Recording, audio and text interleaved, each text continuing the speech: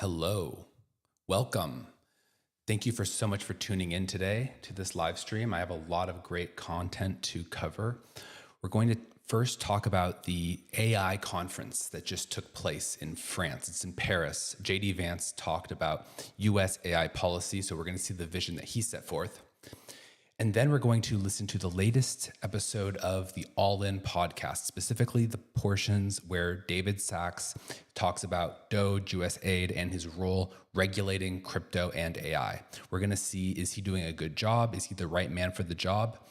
And we're going to also tie in a little bit of content from Balaji Srinivasan. And I want to revisit some content that I covered early on in the life of my channel about a talk that he gave at Y Combinator called Silicon Valley's Ultimate Exit.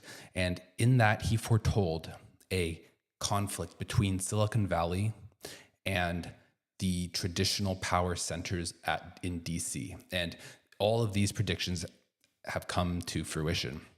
And I think it's worth revisiting what he said and showing how it's really playing out today. He's known for making good predictions, so we got to give him credit where credit is due. So without further ado, let's jump in and see what JD Vance has to say about AI. So just a little bit about this channel. I do regular live streams every day, Monday through Friday, hour-long or longer live streams talking about interesting subjects at the intersection of tech and politics. So if these types of things interest you, please subscribe. And I'm a new creator, so if you like my video, it goes a long way. It really means a lot to me, and I will read your comment. I will respond to your comment. If you disagree with me, respond. I'll debate you. If you like it, the encouragement, posting a comment is very encouraging to me. So thank you so much for your support. Let's start watching. And so what I'm going to do is I will add this video to a playlist on my channel called Sources. So you can go and find any of the videos that I react to today in this Sources playlist. It's listed on the front page of my channel. So let's start watching this.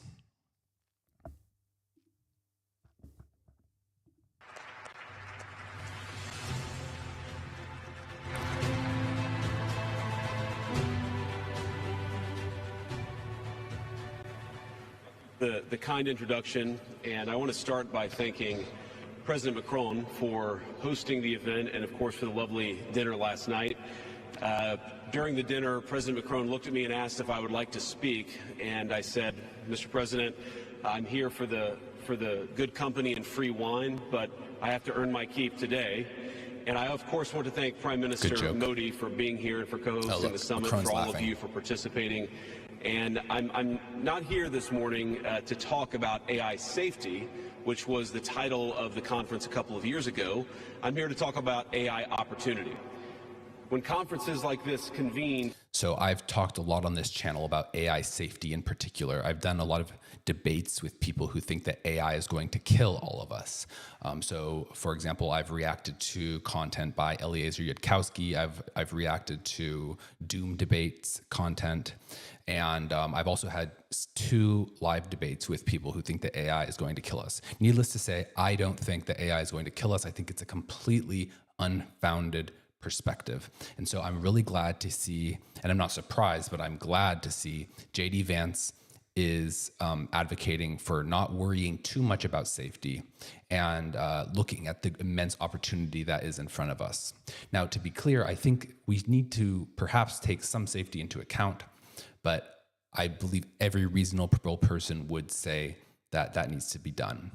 With that said, we don't exactly know what types of things AI is going to lead to, what types of problems, and to preemptively burden the industry with regulations and requirements, I think it's a bad idea. Now, even if you are someone who really is worried about what AI is going to do, a lot of these people who are worried, they think that there's nothing that can really be done about it. So you either have to pause AI or basically there's no hope. And so I think there may even be a common ground between my position and people who are worried about AI, in that probably like the little games and tests that someone like some company like Anthropic does to make sure the AI is safe. It can't jailbreak outside of the system that it's in.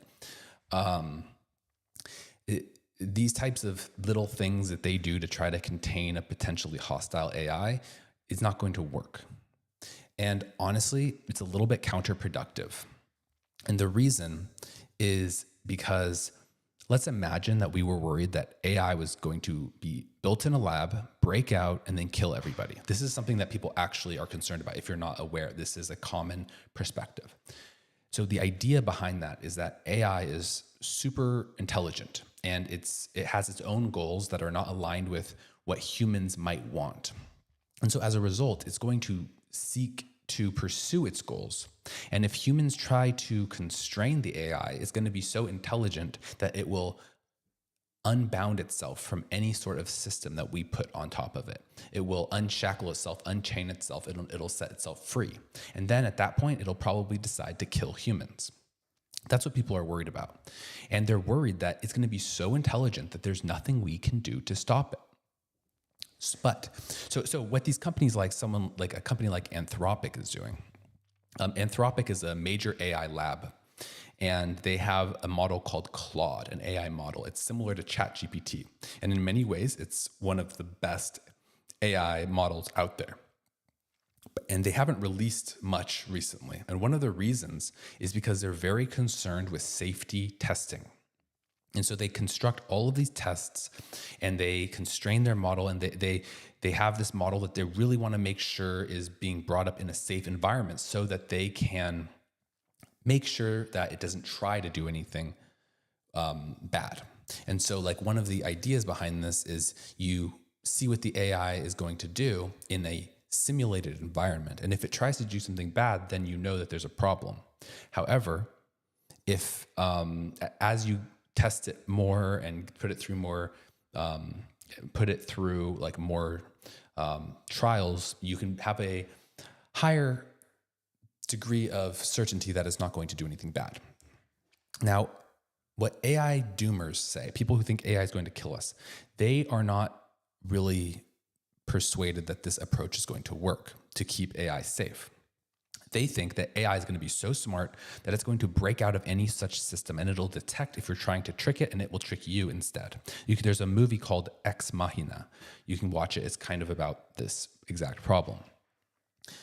So I agree that hypothetically, if you were to have this evil, like all-knowing, like super powerful AI, that what the doomers are saying would be true. Now, I don't believe that that's actually going to be the situation that we're in. And I've talked about that at length in other videos, and I've given my reasons in detail. But what is certainly true is that that is not going to constrain it. Simple tests constructed by humans are not going to constrain an AI that is sufficiently intelligent. And one of the problems that you could even see this leading to is that AI is it can cause problems. And if it were going to cause major problems for humans, most likely there will be warning signs. And there will be things that go wrong before something else goes really wrong. And the scenario that most people are worried about is that all of a sudden one day the improvement gets super high and AI gets way more capable and way more dangerous just overnight. And that's because these things keep improving at an increasing rate. And that's what people are worried about. Now, again, I think that the worries are unfounded, but that's the concern. And if we overly constrain and overly safety test AI, although this is like a little bit paradoxical, but in a sense, we're making ourselves more at risk. Because from a doomer's perspective, which I don't agree with, but from the doomer's perspective, one of the best things that could happen would be there could be a minor AI safety incident. And then this would actually scare people into pausing and taking AI safety more seriously.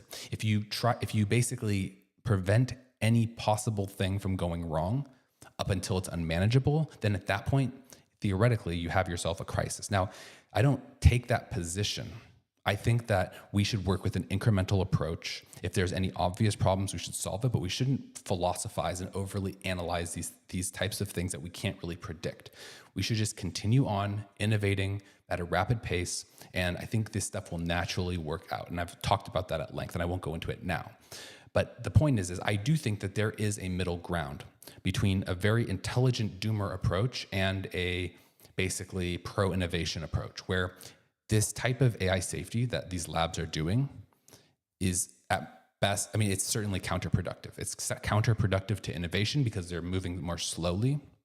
And ultimately, you can't help but be bearish, even though they have very good engineers and very good technology. So it's bad for innovation, but it's also bad for safety because you're basically insulating the public from minor scandals that could wake them up to the importance of AI safety. So in both cases, I think that Anthropic is doing things completely wrong. They should be condemned, and this is the way to go. Bravo, JD Vance. Let's continue listening to what he has to say here. To discuss a cutting-edge technology, oftentimes I think our response is to be too self-conscious, too risk-averse. But never have I encountered a breakthrough in tech that so clearly calls us to do precisely the opposite. Now, our administration, the Trump administration, believes that AI will have countless revolutionary applications in economic innovation, job creation, national security, healthcare, free expression, and beyond. And to restrict its development now will not only unfairly benefit incumbents in the space, it would mean paralyzing one of the most promising technologies we have seen in generations. Now, with that in mind, I'd like to make 4 main points today. Number 1, this administration will ensure that American AI technology continues to be the gold standard worldwide, and we are the partner of choice for others, foreign countries, and certainly businesses as they expand their own use of AI.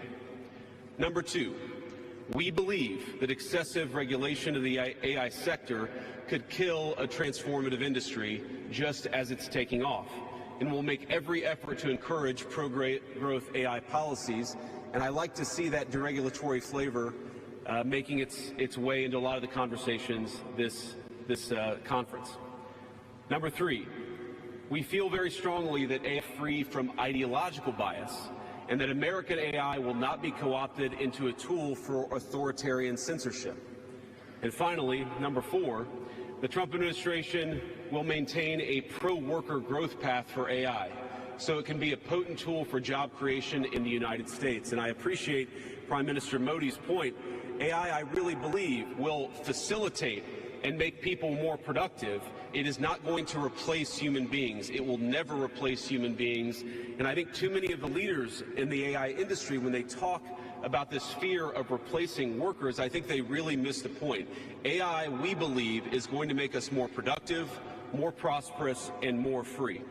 Okay. The United This is States great. of America So is the leader in AI. let me walk through each one of these points, starting with number 1.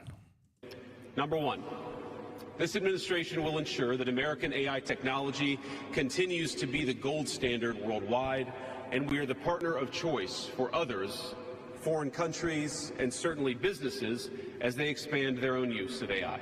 So they are pro-innovation. They are pro-American AI labs. They want them to succeed. They want them to make the best products. This is a good stance. I am in favor of it. Not much to say. He didn't get into specifics, so let's move on to the second point.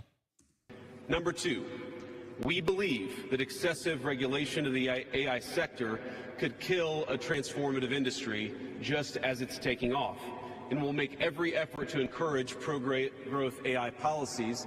And I like to see that deregulatory flavor making its way into a lot of the conversations this conference.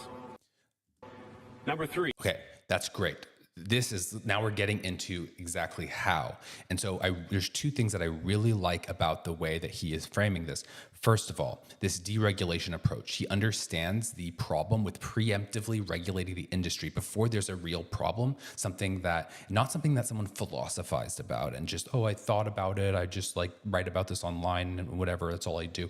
Not that. I'm saying real problems that are tangible, that you can, that are like you can present to somebody in a compelling way and actually convince them is actually going to happen.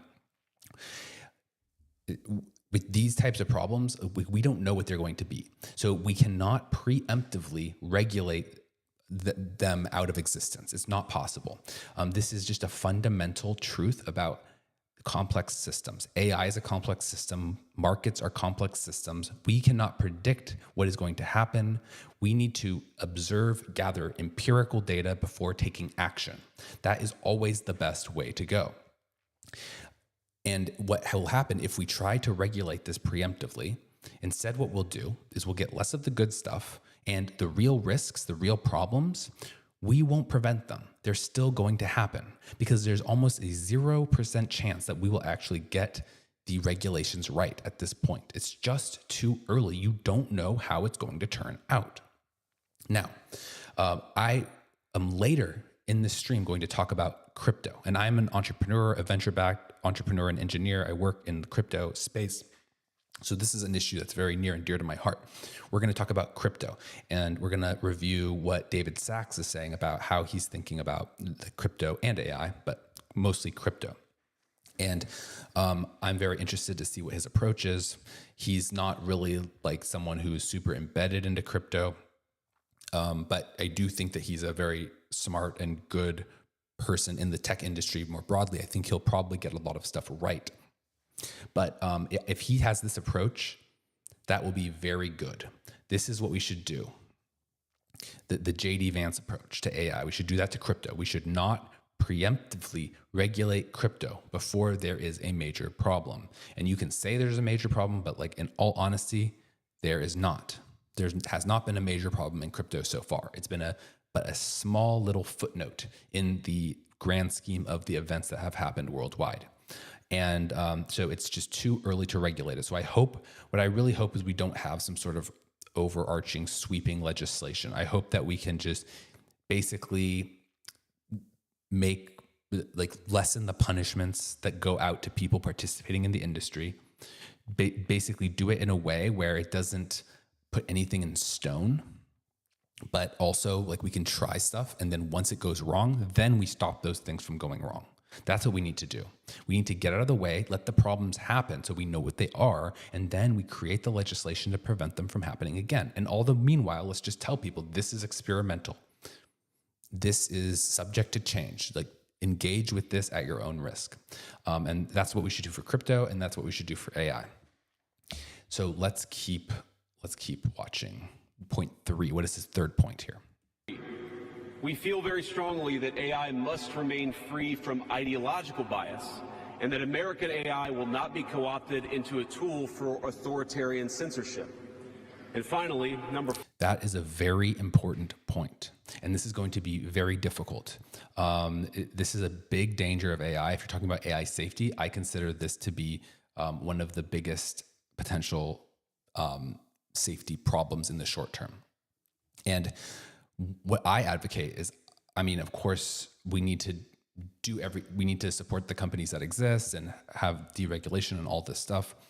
But on top of that, I really would like there to be some sort of push by the US government to help fund open source models. And I am a libertarian. I do not like government spending. I think there are issues with doing this. Like there are considerable downsides to having the government fund open source models. Like one of the issues is that they're going to probably overpay for it. And then we're going to have really good engineers spend time basically on those projects as opposed to ones that are in the private sector. And even if the performance is bad, it's unlikely that they're going to suffer any consequences. And as a result, we might actually like crowd out talent and as a result end up destroying progress in AI by funding it. So I'm aware of this. And so I don't know what the solution is, but what I would really, really like is some way to encourage open source models to be developed, incentivize open source models, maybe tax cuts for those who release old models open source, something along those lines. We don't want to be too overbearing, but we do want to incentivize it, and we want to ideally, if we could do it in the right way, and we did this thoughtfully. Ideally, we would have our own open source model, kind of like what France is doing with Mistral. And maybe we'll talk about that a little bit later, but this is in Paris. Macron is very serious about AI. I think, how much are they investing in AI? It's a lot. It's a lot. Is it 1 billion euros or something? It was a lot. They're building a giant data center. They have a really good AI company. I mean, for European standards, it's really good. Mistral, and they have open source models. They're very privacy focused. This is what the US needs. The US needs to enshrine its values into its model, and its values are freedom and privacy and civil liberties. And so we need that to be the future that we build. And so we need to allow people to harness this intelligence on-prem, on device, without being connected to a third-party cloud, which is just an attack vector. Like, think about all the military use cases that AI could serve. Well, if those use cases are going to need to be run on computers controlled by the military, you can't trust anybody else to run it. So this is a matter of national security. And just think about like a politician asking a question, a sensitive question about a sensitive topic. And like, let's say that there was an adultering politician, and this adultering politician was not a good guy. He asked a question about something pertaining to his bad activities. And then that information leaked, and then a foreign government got a hold of that information, and then that foreign government then was able to blackmail an American politician. That would be a horrible thing for US governance. It would mean that we have a compromised person in our government. That would be very bad. And this can happen at scale across society. And that's what happens when you send all this data to these servers. So I think that we should be promoting open source models as much as possible in a reasonable way while we are acknowledging the downsides. And also there are things that we can use crypto technology for, which I'm a big fan of, where we can verify that these models are running in a fair way. And this can help us stamp out ideological bias, which is what JD Vance was talking about. And the other part of that, though, is that we can also have decentralized infrastructure where there's not a single choke point, and it is private. And privacy can be enshrined into these protocols so that when you send a message to AI and AI responds, nobody else can look into that. That's a good compromise between something being on device versus hosted. But still, to have something run in a decentralized way, it is possible that it could not be open source, but it makes it more tricky. Usually decentralized private things are better off being open source. With that said, I do also want to add one disclaimer on this, that you should, in general, when you're using decentralized protocols and privacy preserving protocols, you should be wary. Do not fully trust them. Even if they've been audited, even if there's been a lot of eyeballs, you should still be slightly skeptical of them, especially these new ones. I just saw this new, really cool private VPN that came out. Balaji Srinivasan just tweeted about it. I think he was an investor in it. Looks cool. I'm not going to be using that because I have very little faith that, I'm sure the team is great. It's no personal slight to them, but you must be skeptical. So I prefer to run things on-prem. I prefer open source models that I can run locally because in a sense, it's like, that is just the best assurance. Even if there's even vulnerabilities with that, it's the best assurance. Just it's unlikely that somebody is going to be able to harvest and get that data. So anyway, let's continue listening. So he gave, I think it was 3 or 4 of his points, and he's going to do the next one. So what is his next point on what the U.S. should do for AI policy? 4, the Trump administration will maintain a pro-worker growth path for AI, so it can be a potent tool for job creation in the United States. And I appreciate Prime Minister Modi's point.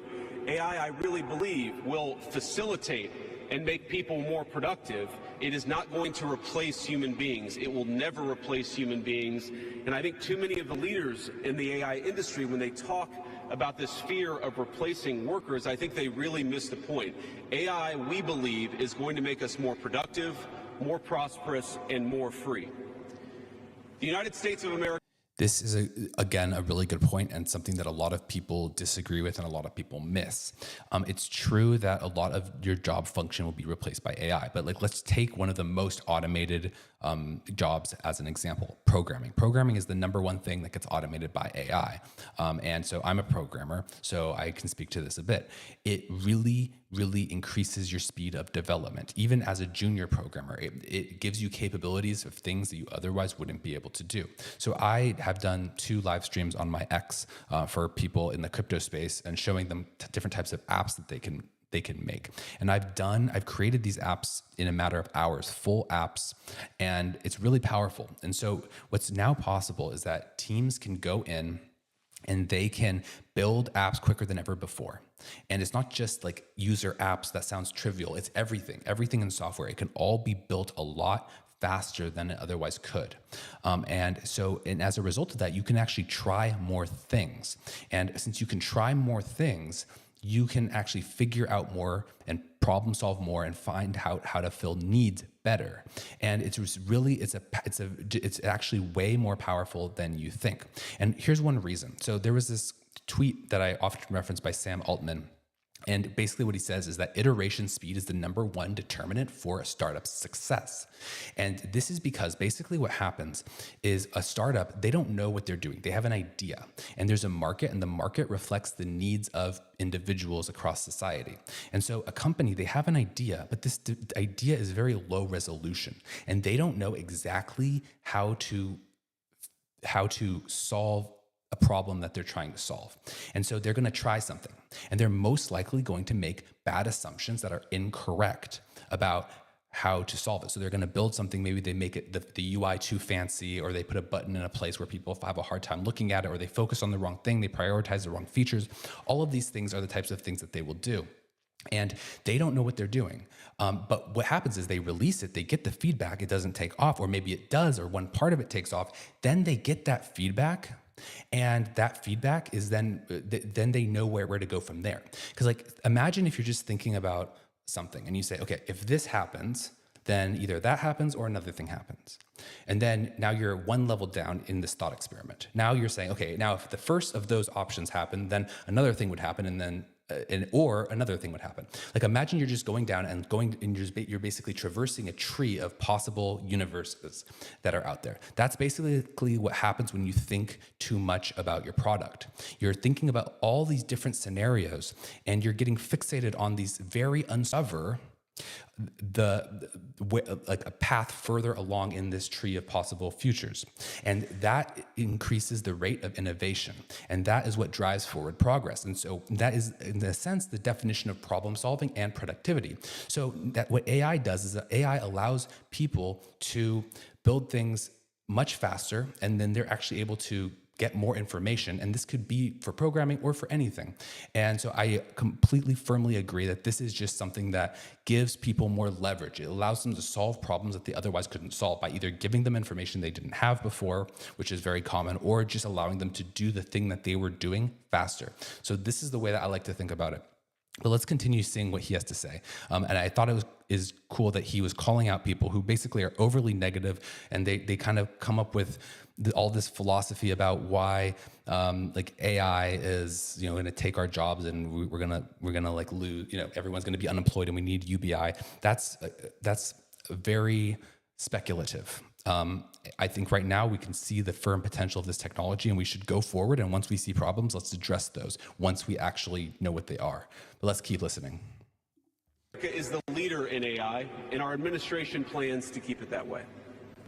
The U.S. possesses all components across the full AI stack, including advanced semiconductor design, frontier algorithms, and of course, transformational applications. Now, the computing power this stack requires is integral to advancing AI technology. And to safeguard America's advantage, the Trump administration will ensure that the most powerful AI systems are built in the U.S. with American-designed and manufactured chips. Now, just because we're the leader doesn't mean we want to or need to go it alone, of course. And let me be emphatic about this point. America wants to partner with all of you. And we want to embark on the AI revolution before us with a spirit of openness and collaboration. But to create that kind of trust, we need international regulatory regimes that fosters the creation of AI technology rather than strangles it. And we need our European friends in particular to look to this new frontier with optimism rather than trepidation. Now, the development of cutting-edge AI in the U.S. is no accident. So keep in mind, this is an international conference. So you saw some like Gulf state person in the audience there. There's Macron was there from Europe and the EU, Modi from India. This is an international AI conference. France is in particularly betting very big, going all in on AI. And so this is, in a sense, he's almost, he's talking to the audience, and he's also, though, talking to his domestic constituents. So when he's basically, he's not trying to pander to these people.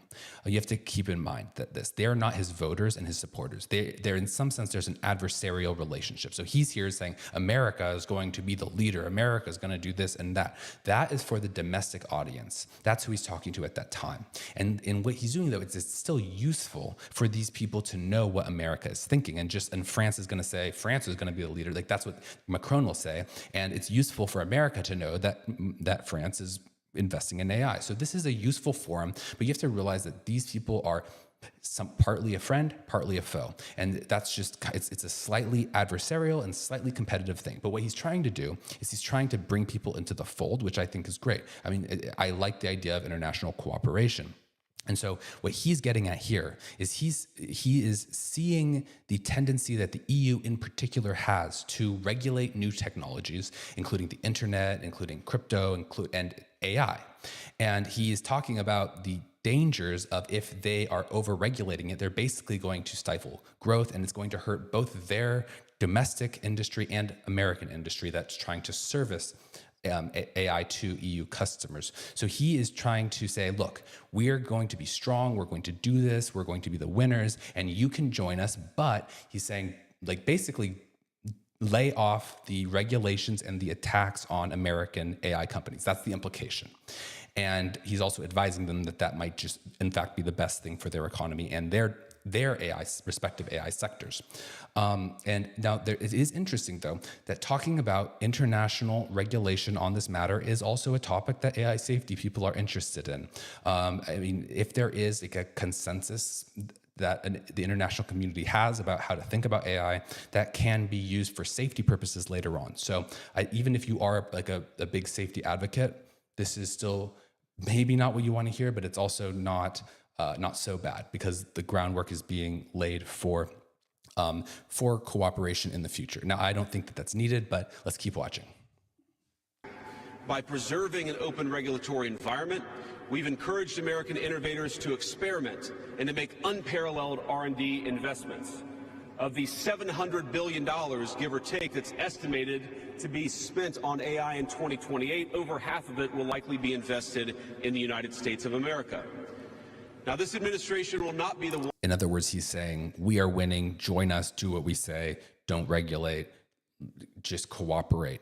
That's what he's saying. We have all the money, we have all the investment, we have the best companies. He's bragging, and he's trying to get people on board to follow in the in the US's footsteps here, so that we can get what we want, essentially. Want to snuff out the startups and the grad students producing some of the most groundbreaking applications of artificial intelligence. Instead, our laws will keep big tech, little tech, and all other developers on a level playing field. Now, with the President's recent executive order on AI, we're developing an AI action plan that avoids an overly precautionary regulatory regime while ensuring that all Americans benefit from the technology and its transformative potential. Now, we invite your countries to work with us and to follow that model if it makes sense for your nations. However, the Trump administration is troubled by reports that some foreign governments are considering tightening the screws on U.S. tech companies with international footprints. Now, America cannot and will not accept that, and we think it's a terrible mistake, not just for the United States of America, but for your own countries. This is a threat. He is telling them, lay off the international vultures are circling these very big, juicy tech carcasses, so to speak. They're at all moments trying to see where can we give them a fine, where can we tax them, how can we basically extract money from them. They're a huge target, and they're used, worldwide. So every single country can take a bite out of that. And basically, there's been a lot of a lot of unhappiness on both the left and right wing in the United States against tech. So the right wing has thought that tech platforms have censored, and the left wing has they don't like that the tech industry has supported Trump on at least not in total, but lots of tech people have gone over to the Trump side. And also, they don't like that right-wing voices have been able to climb to prominence on these tech platforms. And there's also like a natural skepticism of billionaires, and a lot of these tech people are billionaires, so and big corporations. So the combination of both dissatisfaction on the left and right has caused in recent years the State Department to pull back on trying to protect American tech companies. And so what JD Vance is saying here is he's telling all the people in the international community, we are devoted to our tech industry. We're taking it very seriously. This is a top priority. This is a very important strategic matter for the United States, and we are going to dominate in this, and you're not going to be able to beat us, so you should join us. And basically what he's saying is if you mess with tech, you mess with the US.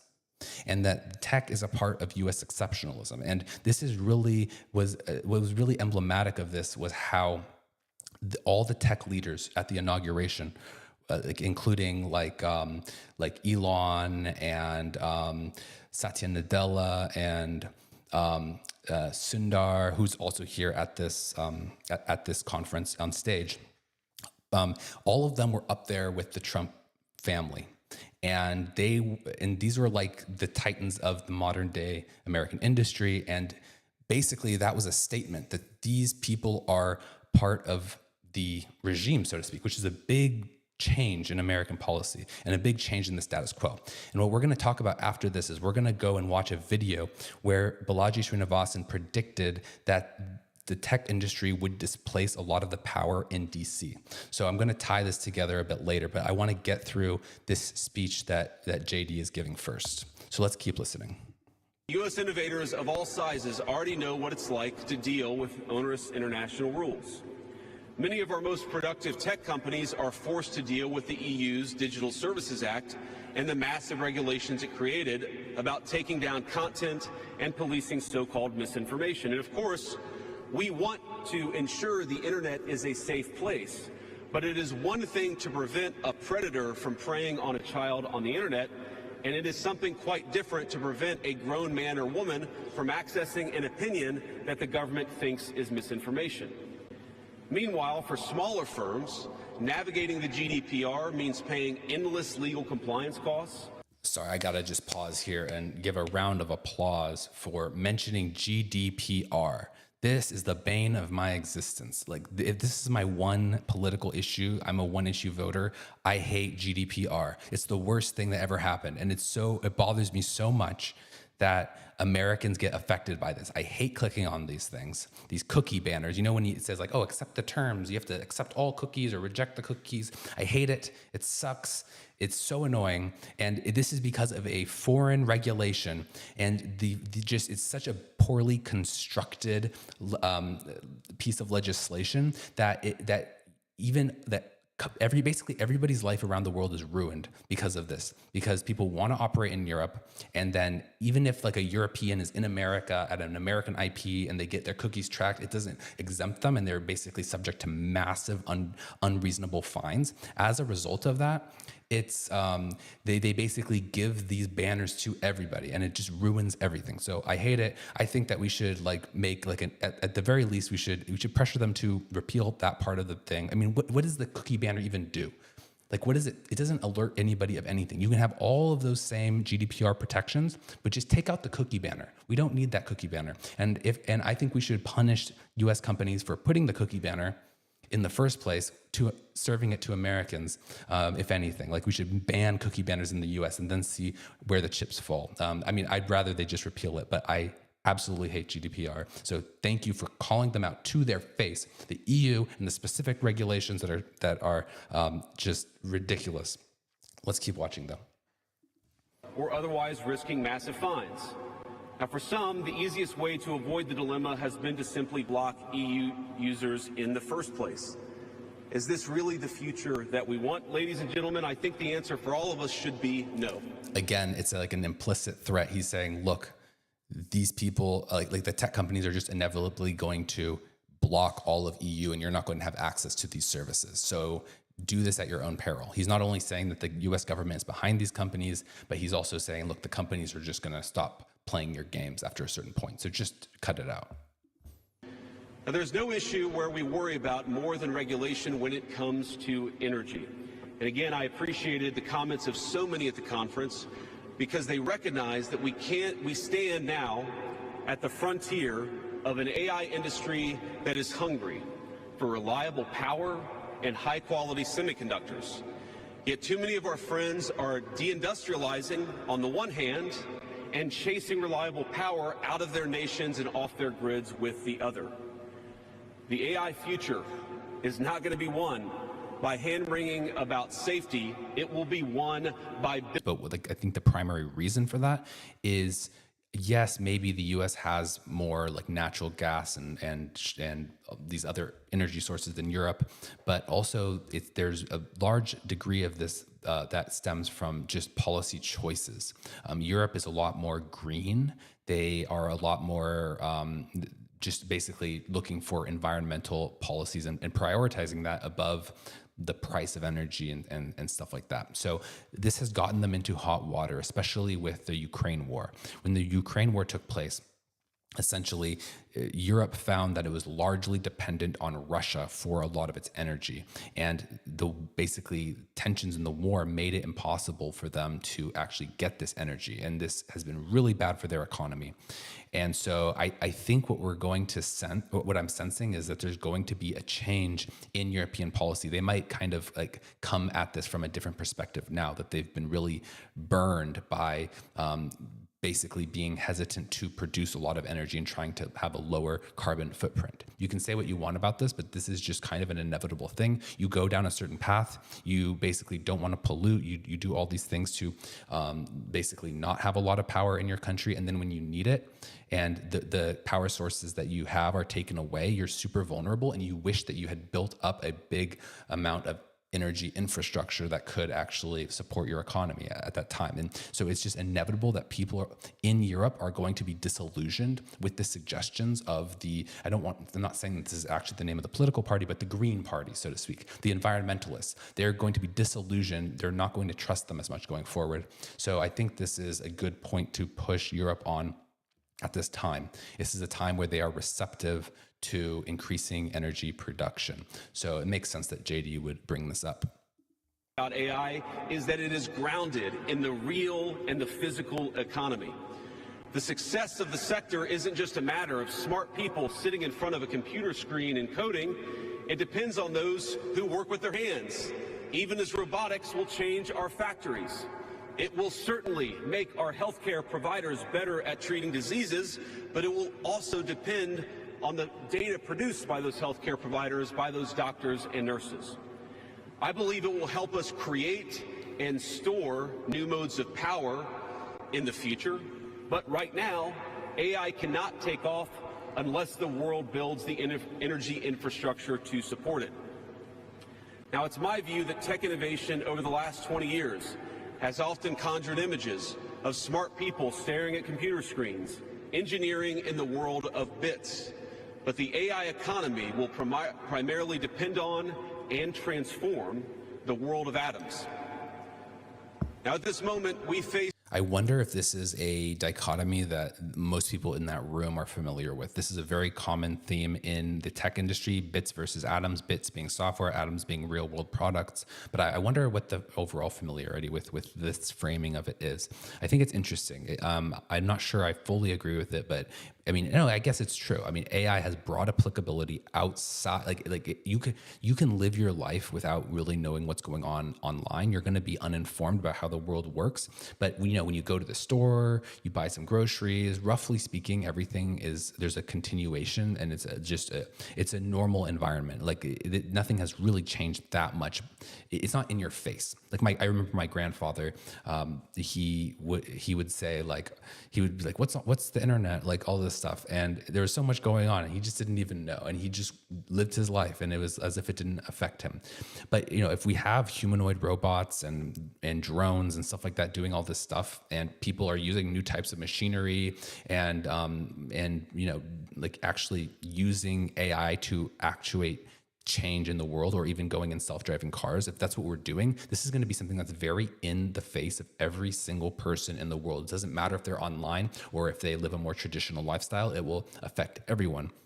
And I think that AI has delivered productivity gains, but I think we would see the price of a lot of things go way down, like houses. If you can build houses with robots and not people, all of a sudden the price of constructing a house can go down by a lot, especially if it's like intelligently designed and implemented. That could make a huge difference in people's lives. So it will be something that's felt outside of just, the tech sector. It's the extraordinary prospect of a new industrial revolution, one on par with the invention of the steam engine or Bessemer steel. But it will never come to pass if overregulation deters innovators from taking the risks necessary to advance the ball. Nor will it occur if we allow AI to become dominated by massive players looking to use the tech to censor or control users' thoughts. And I'd ask if you step back a moment and ask yourself, who is most aggressively demanding that we, meaning political leaders gathered here today, do the most aggressive regulation? It is very often the people who already have an incumbent advantage in the market. And when a massive incumbent comes to us asking us for safety regulations, we ought to ask whether that safety regulation is for the benefit of our people or whether it's for the benefit of the incumbent.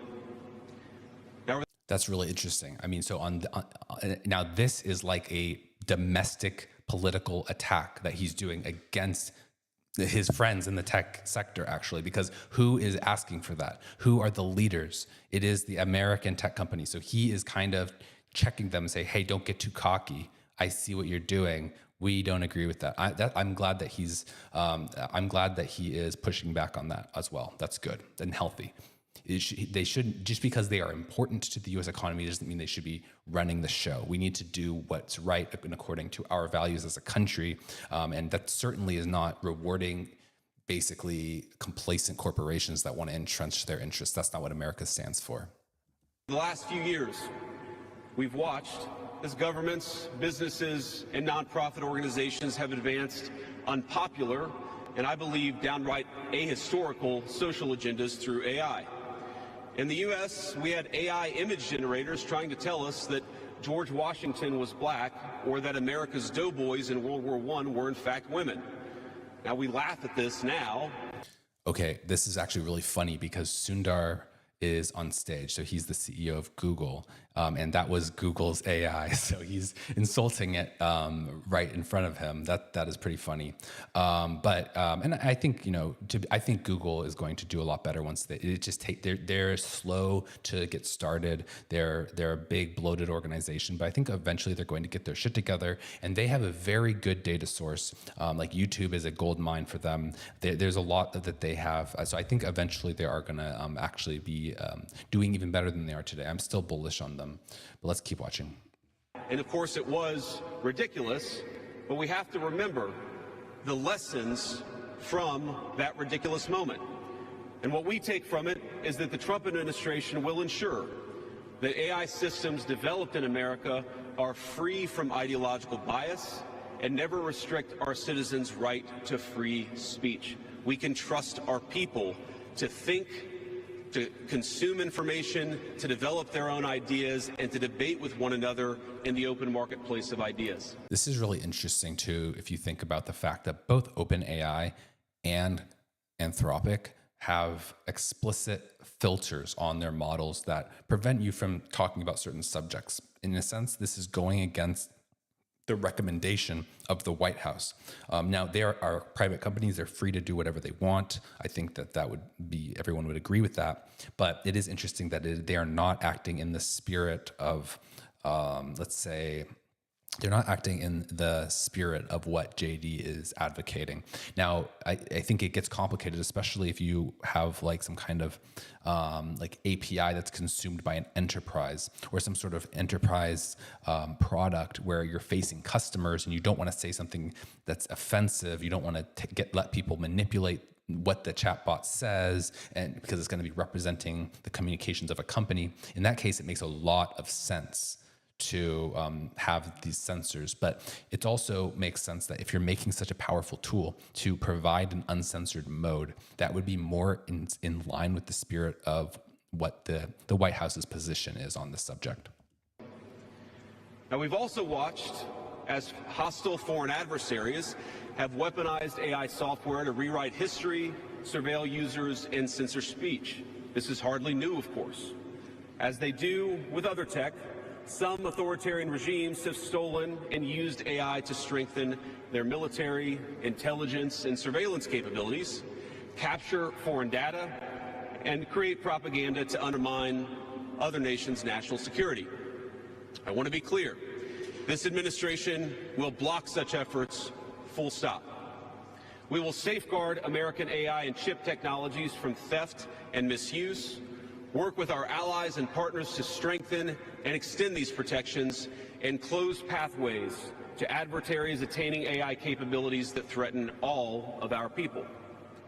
And I would also remind our international friends here today that partnering with such regimes, it never pays off in the long term. From CCTV to 5G equipment, we're all familiar with cheap tech in the marketplace that's been heavily subsidized and exported by authoritarian regimes. So in case it's not abundantly clear, he's talking about China primarily. There's perhaps other regimes other than China, but mostly he's talking about China. And he's basically saying, don't partner with them, don't let them get away with this, and we will punish any sort of espionage against our companies. Now, it's funny that this is taking place in Paris. I believe it's actually the case that France engages in like a ton of espionage, like corporate espionage against American companies. I just thought about this. That's actually kind of funny to be saying this in Paris. This is a known thing, and you know, I mean, look, I'm not making any allegations here. I'm just like asking questions, but. It is interesting, you know, France has had some really good results, like from Mistral and several other teams. I wonder how they did that. Did they do espionage? I don't know. I don't think there's any reason to believe that. I'm not saying that, but it is just an interesting thing to think about. And yeah, so he basically he's using this as a point, like as a platform to, in a sense, threaten other countries and say, get in line, don't go against us. You can join us and it'll be great, but if you go against us, there will be consequences. And he's saying this to foreign leaders of people all around the world interested in this subject. And if you are interested in particularly learning more about China, Chinese dominance, deep sea, China's AI stuff, like I've done, you can search my channel. I have done other coverage of those topics. So let's keep listening. But as I know, and I think some of us in this room have learned from experience, partnering with them means chaining your nation to an authoritarian master that seeks to infiltrate, dig in, and seize your information infrastructure. Should a deal seem too good to be true, just remember the old adage that we learned in Silicon Valley: if you aren't paying for the product, you are the product. Oh, that's a good one. Finally, this administration wants to be very clear about one last point. We will always center American workers in our AI policy. We refuse to view AI as a purely disruptive technology that will inevitably automate away our labor force. We believe... I'm generally positive on this, and I agree, but it is funny the way that he talks about this. He says they refuse to think about it in that way. And it's like, well, is it that way or is it not that way? Like, it doesn't matter how you think about it or how you view it. Like, we refuse to view it as something that hurts workers. Well, it's like, well, does it hurt workers or does it not hurt workers? I don't know why he's talking about it that way. it's like it's just he should make a more affirmative case for what he believes rather than just saying how he chooses to view it, irrespective of anything else. That's not very compelling. But with all that said, I think that he has the right perspective. It's just the messaging is a little weird there. And we will fight for policies that ensure that AI is going to make our workers more productive, and we expect that they will reap the rewards with higher wages, better benefits, and safer and more prosperous communities. From law to medicine, manufacturing, the most immediate applications of AI almost all involve supplementing, not replacing, the work being done by Americans. Now, combined with this administration, and one thing it can do is it can also retrain a worker much more quickly.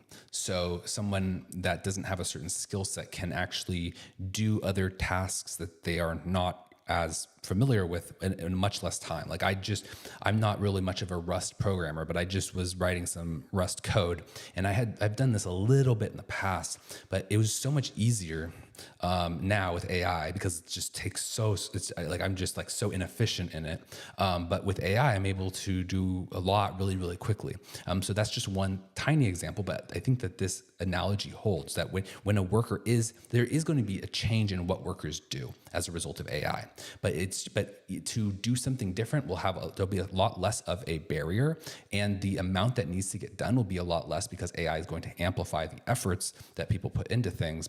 So overall, I think everyone will be better off, just like any technology.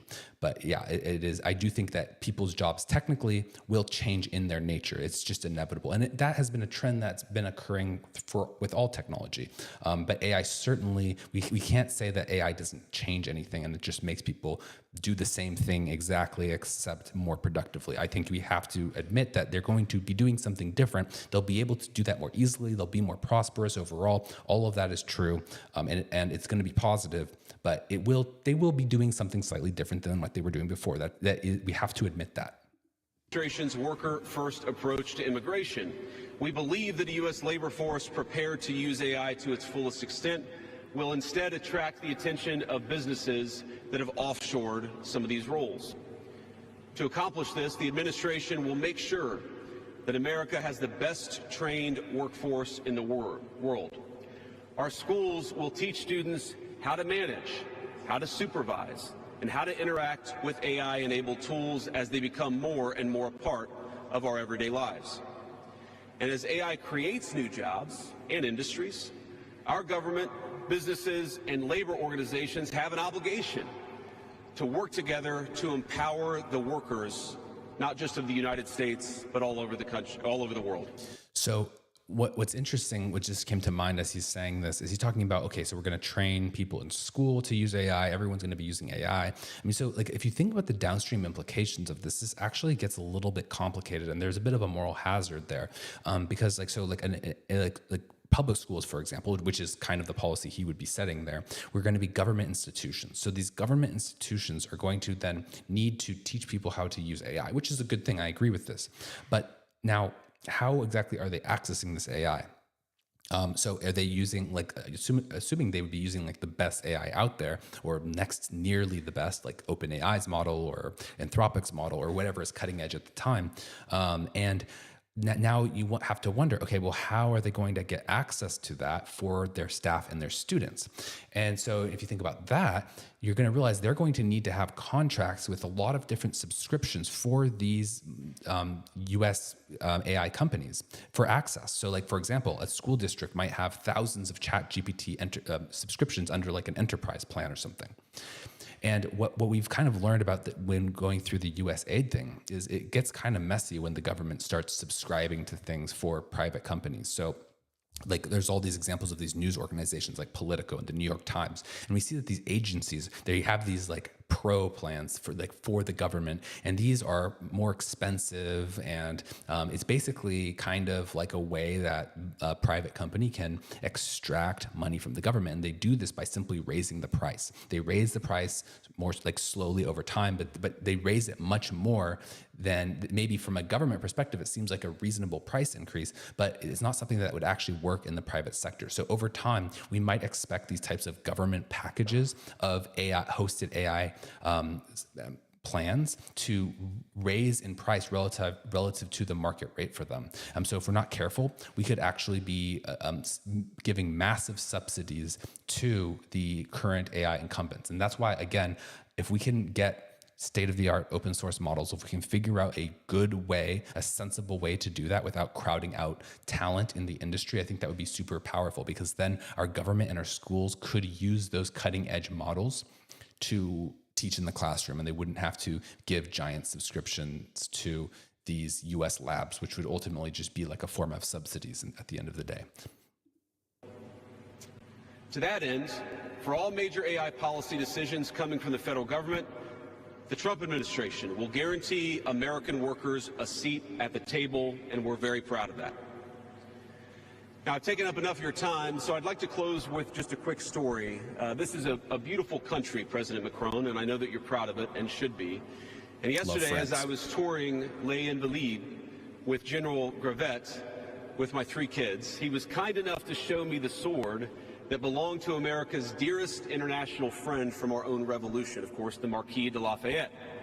He let me hold the sword, but of course he made me put on the white gloves beforehand.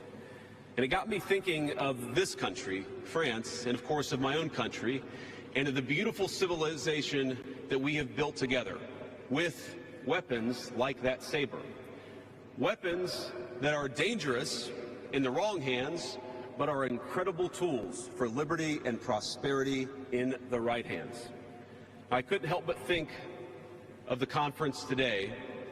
If we choose the wrong approach on other things that could be conceived of as dangerous, things like AI, and choose to hold ourselves back, it will alter not only our GDP or the stock market, but the very future of the project that Lafayette and the American founders set off to create. Now, this doesn't mean, of course, that all concerns about safety go out the window, but focus matters. And we must focus now on the opportunity to catch lightning in a bottle, unleash our most brilliant innovators, and use AI to improve the well-being of our nations and their peoples. With great confidence, I can say it is an opportunity that the Trump administration will not squander. And we hope everyone convened here today feels exactly the same. Thank you, and God bless you all.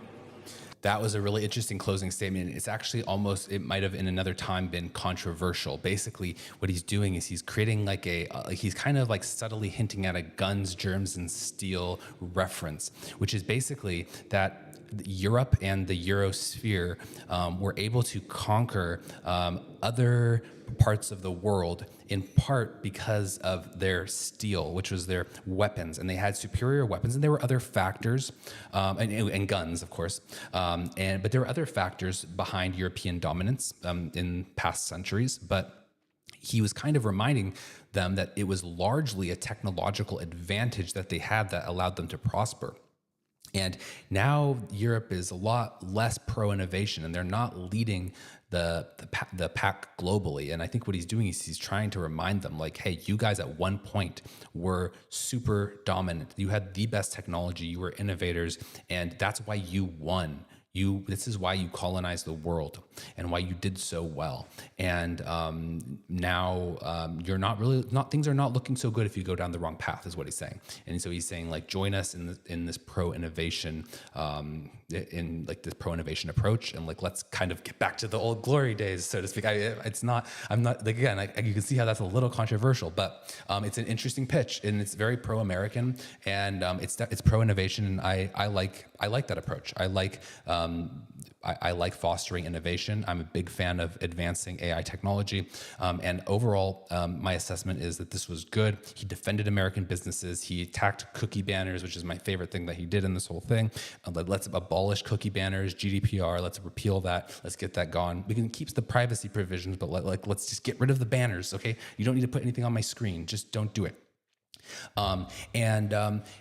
So basically, though, it's good, and I like his approach to regulation. Like, let's be hands-off for now. Let's see what problems arise. We don't want this to negatively affect people. We don't want this to put them out of work and create a crisis. If anything happens, we will create some regulations. But in the meantime, let's just see how things play out and let the people cook. Now, I want to now bring this over to crypto, because I think that we should be bringing a similar approach to crypto that we are bringing to that he was bringing here to AI. So I hope that David Sachs is on the same page as him. He probably is, but we're going to see. We're going to react to this. But really quick, if you are watching this and you like this, please subscribe. I make a lot of content like this. I make so much content. You're never going to run out of anything to watch. I do like hours long live streams every single day, Monday through Friday. And then I make other content too sometimes. So please subscribe. I'd really appreciate it. Like this if you like it. Okay, now we're going to, and at the end, we're going to go and look at Balaji's prediction. But for now, let's go and react to David Sachs on the All In podcast talking about crypto policy. But first, we're also going to cover a little bit about USAID, because that's a very interesting situation. I've covered it extensively, especially last week. Covered a lot of things related to USAID, and I'm going to continue to because it's very interesting. So now to the sources playlist in my channel. If you want to watch any of the videos that I'm reacting to, it's on my channel. There's a playlist called Sources. This is a video by the All In podcast. Okay, let's watch it. Let's see what they have to say. I have 4 pieces of advice for people. Number 1, get good sleep. Number 2, exercise. Number 3, diet. Number 4, meditation. And if you want to do that, it's very simple. You get the Calm meditation app. You get the 8 sleep. You get the Fitbod for fitness, and then you get NutriSense for your... What a grifter! He's just talking about his investments. Those are the 4 things you focus on. The 4 essentials. You get a good Athena system. All of this is brought to you by my NGO, which is All In NGO. USAID gave us $18 million last year. Guys, I forgot to tell you about it. But don't worry, it's in an offshore account for all of us. When we get back to Ethiopia and Vietnam, we have an all-in castle built there, okay? Let your winners ride. Just the intro to the podcast. Rain Man David Sachs. And it said we open source it to the fans, and they've just gone crazy with it. Love you, West. Queen of Kinwah. All right, everybody, welcome back to the All In podcast, the number 1 MAGA, finance, business, and personal optimization health. Yes, we are now larger in the health space than Huberman, Tim Ferriss, and Peter Attia combined. Yes, we've really started to grow the pod. And it's interesting that they're larger than these health podcasts. But it's also really interesting how the All In podcast has broken into politics. It became a very prominent politics podcast. They hosted, I mean, they were always well-connected billionaires, so that always helps. But they hosted a lot of really high-profile guests, including Donald Trump himself. I mean, David Sachs ended up getting a role in the administration, and so that, yeah, I mean, he was always been, very conservative and very outspoken, but it's interesting. Again, this is another example of how tech has been able to position itself as a leader in DC. And we're going to increasingly explore the dynamics as the old power centers are getting destroyed and the people from the tech industry are taking their place. And if you want to, you can subscribe to the podcast on x.com, YouTube, Spotify, and all those other places, especially if you want to have an incredibly positive world. Don't subscribe to them, subscribe to me instead. Enlightening conversation with Ray Dalio. You can tune in too. Friedberg and Ray Dalio on the channel. Great conversation. It's gotten 300,000 or 400,000 views already on YouTube. How's the feedback been, Dave? Got so much great feedback on your Ray Dalio. Is it the end of the empire, or were we coming back? Let me know if you guys want me to react to a Ray Dalio interview. Recommendations he shared is becoming policy, it seems, for the Trump administration. Elon and Besant and others in the administration have echoed trying to get government deficit below 3% of GDP. That seems to be the economic magical number. And if you can do that, rates drop. I think that's resonated. It was great to have him publish that a couple of weeks ago, talk with us about it. It's great. Great bonus content from the team at All In. Today, we're super excited to have our friend Antonio Gracias joining the show. Antonio is the CEO of Valor Equity Partners, and he's made some solid investments. He was one of the first investors in Tesla, SpaceX, Athena, tons of great, or he's a second investor in Athena after me. Welcome to the program, Antonio. You put slightly more in. Thank you, Jason. I was also in Uber with you too, by the way. Yes. few I did others, the so C. thank You you. did the Thank- Series A, I believe, or the B. What did you do? Right behind you. We were in the B. You were in right the behind B. you, yeah. Okay. Yeah. Yes, you were in the Shervin round. Okay. Well, welcome to the program, Antonio Gracias. And we've got a full docket today, and we might even have a special caller from the White House today. No David promises, Sachs but you will never be know. calling in a We little are bit. 17 We're gonna hear days into the Trump his analysis. 2.0 presidency, and it seems like the main character, gentlemen, is DOGE, the Department of Government Efficiency. And they seem to have found a little-known agency, USAID. Let's unpack it and talk about USAID and DOGE, maybe in 3 acts. The first one, let me just educate the audience on what USAID is and then get y'all's general reaction to it. Most Americans probably haven't heard of USAID. It stands for the United States Agency for International Development. It was established by JFK by an executive order back in 1961. Wall Street Journal summed up its purpose as, quote, make friends and influence countries in the American interest. According to the US Gov website, the purpose of USAID is to extend assistance to countries recovering from disaster. You got a budget of about $45 billion a year under Biden, and that's about $150 per American per year. They have at least 10,000 employees, or did. And as of 2023, they had programs in 130 countries. Obviously, there's 195 countries in the world. And the budget doubled under Biden from 26 to 45. The budget was between 15 and 20 billion during Trump's first term. But the White House and I guess Elon and the DOGE team found out about this USAID, went in there and found all kinds of interesting spend. $2.5 million to fund EV charging stations in Vietnam. $2 million for sex changes and LGBTQ activism in Guatemala. $1.5 million to a Serbian LGBTQ group. $70K for a DEI musical. $47K for a transgender opera in Colombia.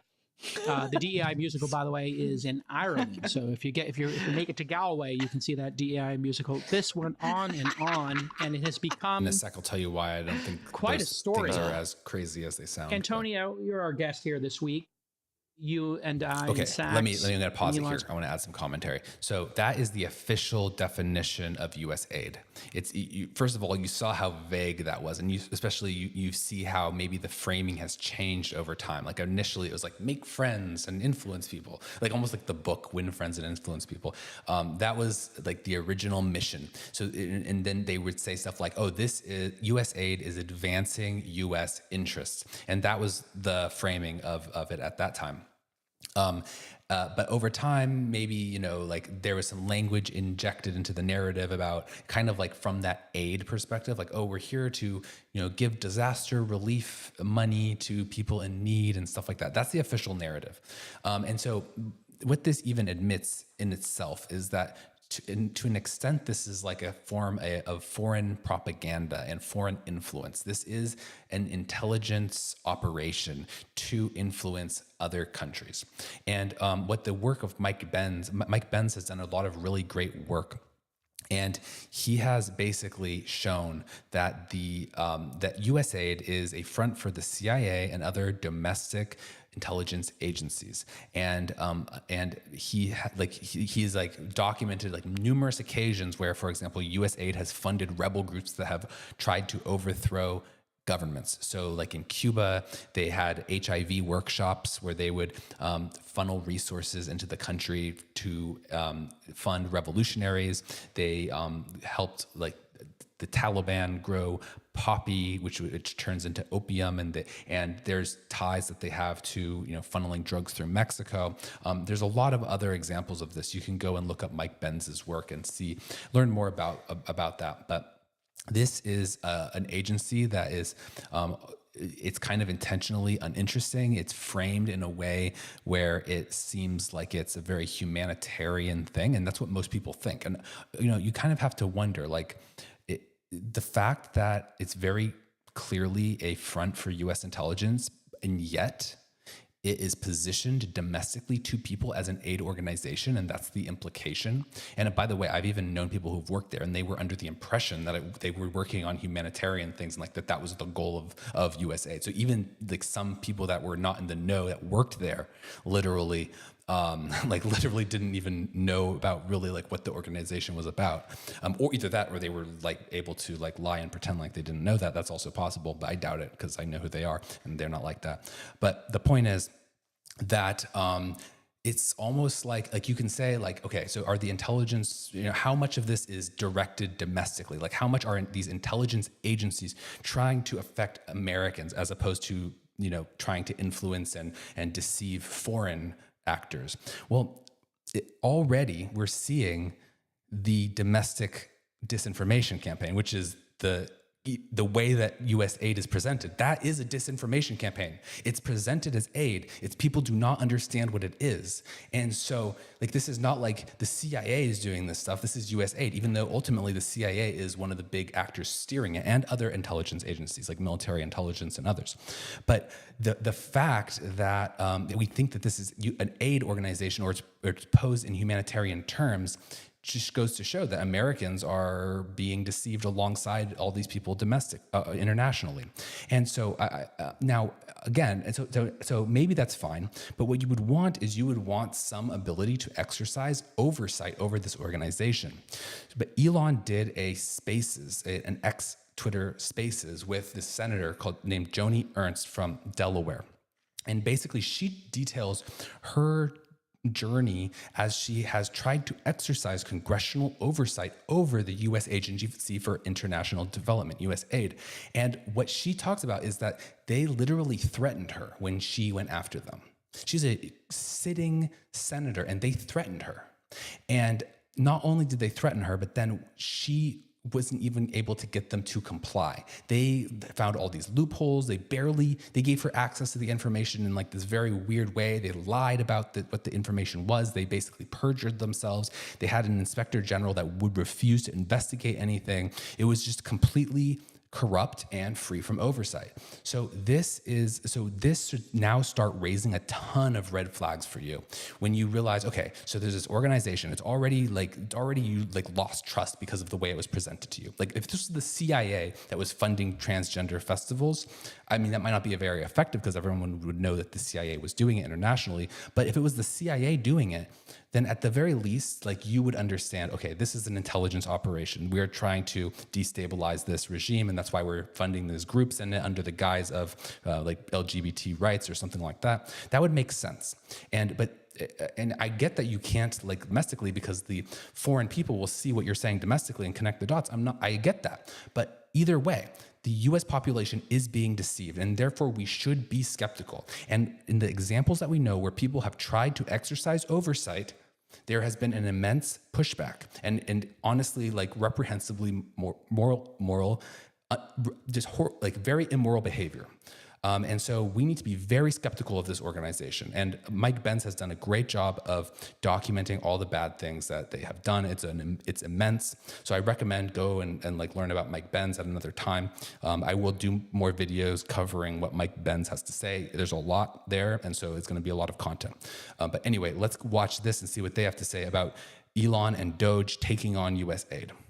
Spent a little time at Twitter during the takeover, where I think a lot of these techniques were first put into action. Your thoughts on what's happening with DOGE? Yeah, and I do like what he just said about these techniques being put into action when Elon took over at Twitter, because in a sense, this was almost like a lesser version of what's going on now, because Twitter was a very bloated company with this kind of similar type of bureaucracy to what the government has. It's almost like these people were in the same kind of class as bureaucrats in the government. They were very culturally aligned, and there's probably like a lot of overlap in terms of like the political ideologies of people that were working at Twitter at the time and coordinating with the government and those that are in the government. I mean, look, Jason, first I want to thank you guys for having me. It's great to see everyone. You can see the musical.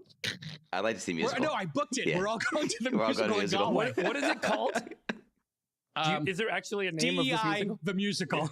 Yeah. It's Yeah. DEI, the musical.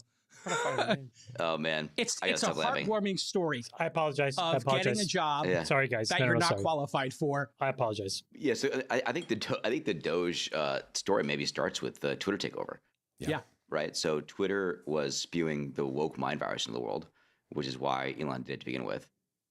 And when we got there, as you know, it was basically breaking even, and there was going to be $12.5 billion of debt of the company, so $1.5 billion in interest costs that there was no money to pay, which led to the turnaround, I think, which was the biggest turnaround of all time. It's literally the biggest turnaround I think ever in history. Second biggest tech deal ever done. 80% of the people gone. That doesn't include all the contractors that were there.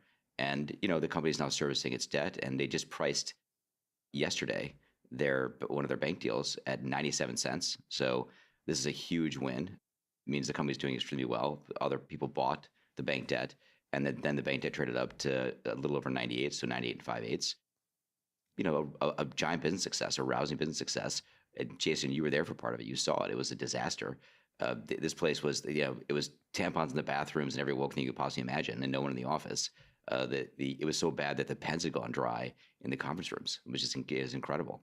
And I think that that's how So you mean the pens had gone dry because they were never being used, or because they were being used so much? They were never been used. We got there on the Halloween weekend, and we started whiteboarding, and The race no doesn't ink. work. Next pen, no ink. Yeah, yeah. I mean, everything. It's incredible. But flowers were impeccable. Food being made fresh every day for thousands of people and thrown away 3 times a day, tossed in the garbage. Wouldn't even give it to the homeless. It was shockingly bad. Bureaucracy gone mad. Bad incentives. People don't care. So it was both. I think this turned into 2 things. One was just stop the woke mind virus. The interesting thing is they do external brand safety checks there now, and they have 99% rating in brand safety now, right? So stop the woke mind virus going in the world, number 1. Number 2, fix the company. And both have happened. It's been a couple of years now, right? 3 years now, and both have happened. Not even 3 years, 2.5 years really, and both have happened. And I think you take that was sort of the warm-up act for what's going on at DOGE, which is, the President of the United States, President Trump, wants to make America great again. And that, I think, begins with making the government great. And you got to fix it. It's a turnaround. This is the biggest turnaround of all time. And President Trump has the courage to do it. And he's got a great ally in Elon to make it happen in DOGE. And so the numbers are pretty easy, right? We're spending $6.5 trillion. We bring in $4.5 trillion. We got to find $2 trillion somewhere. Interest costs $1 trillion a year. The bond markets were going up. The long bond was going up a lot because people didn't believe that you couldn't stop spending, creating inflation. You see those trading down now as DOGE is starting to take effect. We'll see it's real. The stuff you're talking about, it's sort of extraordinary what's happening. And Elon said this publicly, right? Fraud, waste, and abuse. He thinks kind of 10% of the budget is probably fraud. I think it might be low, actually. So you're talking about $650 billion, $1 trillion in waste. I think that's probably about right. That alone fixes the problem. But what's really serious about it, Jason, for me, and what scared me when we first started thinking about this, and look, and I'm not there full time. I'm in and out a little bit and trying to help where I can, but I'm not there full time. When this started, I thought we had a democracy that had turned into a bureaucracy. Okay. What I'm afraid of now is we have a bureaucracy that is about to turn into a kleptocracy. I mean, a Latin American style kleptocracy. Okay, the stuff you're talking about, that is pure fraud. And we're making some jokes out of it, the DI musical. But if you go into the data that's coming out of USAID, what you find is, there's a lot of political contributions going on there. Politico itself being funded by USAID. That is pure corruption. That's like a Latin American style autocracy, and we cannot let it go there.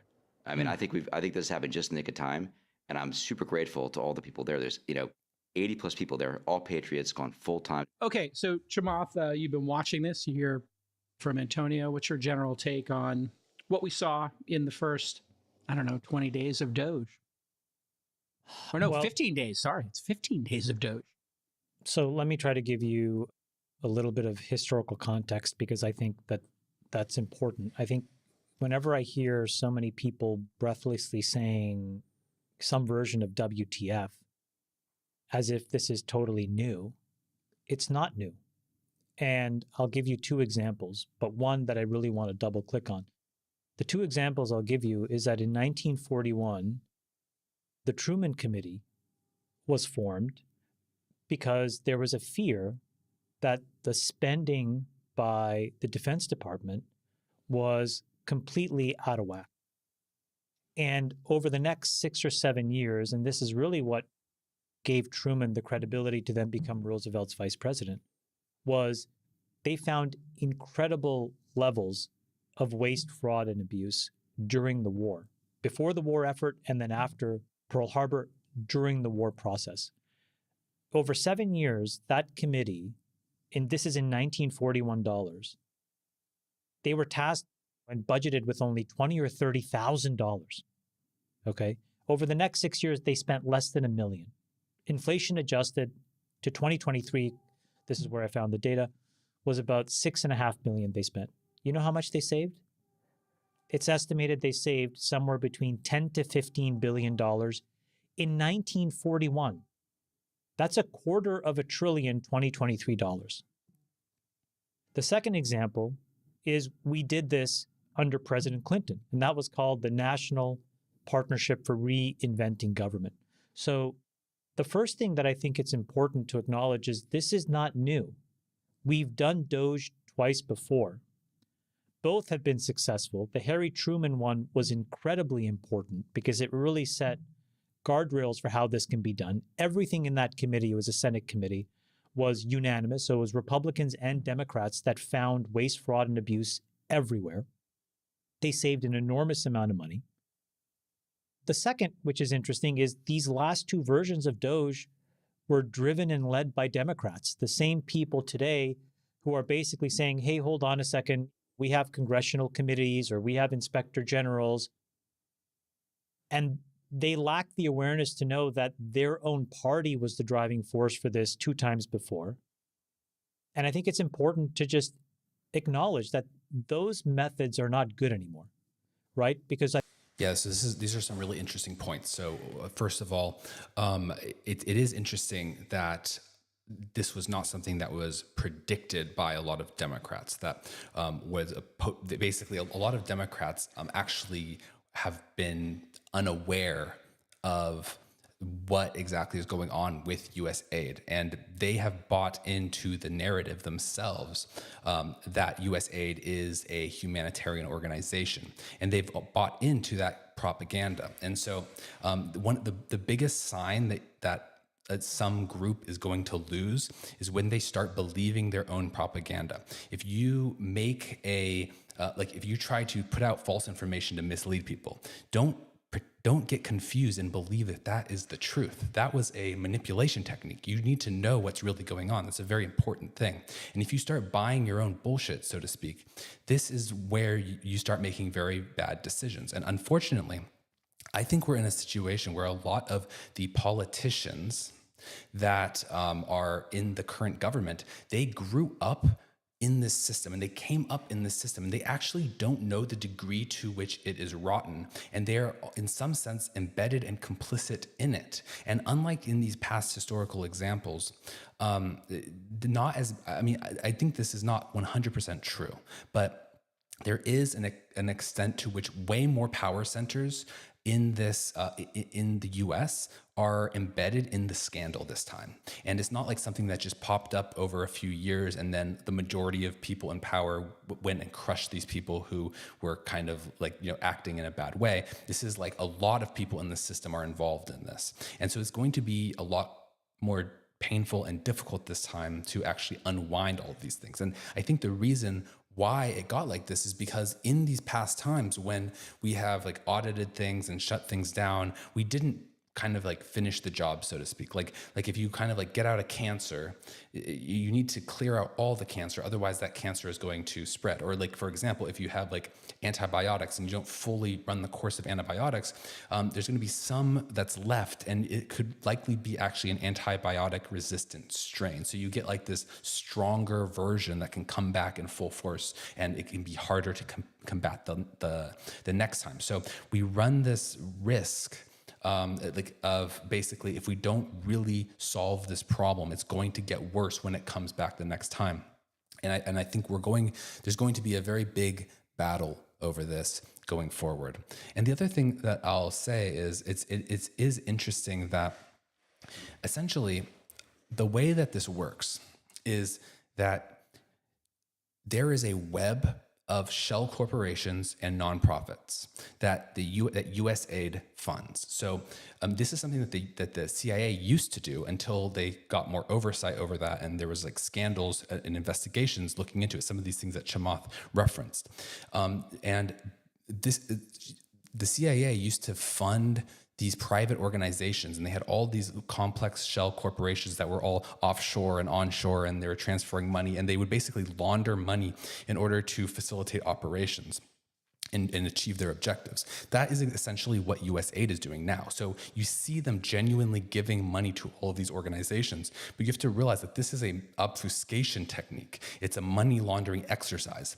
And what happens is they take this official US funding, they funnel it through a series of shell corporations, and then they at the end can basically steer the outcomes for how that money is deployed. And of course, it's a very inefficient thing. When you launder money, you don't get $1 back for every dollar you put in. You get less because you have to obfuscate what's going on, and that is expensive. And you have to have like the appearance of something legitimate. But what also is, when you pair that though with the CIA's and intelligence agencies' charter for plausible deniability, this gets really bad, because what happens is the way that a lot of these covert operations are funded is not through taxpayer money. The budgets to these intelligence organizations are not that high, yet they still can like influence wars and rebel groups and all these things. This is not like the US taxpayer is not always, sometimes, but not always, like actually spending taxpayer money to do a lot of these CIA ops. Because if you could trace the money going from the US government to the operation, that would not be plausibly deniable. So the CIA has funding for its ongoing operations, but my understanding of how it works is actually they get funding from other sources. So like if you want to put your conspiracy theory hat on, you could say, oh, maybe Jeffrey Epstein was perhaps like blackmailing one person to pay for an operation for the CIA for another.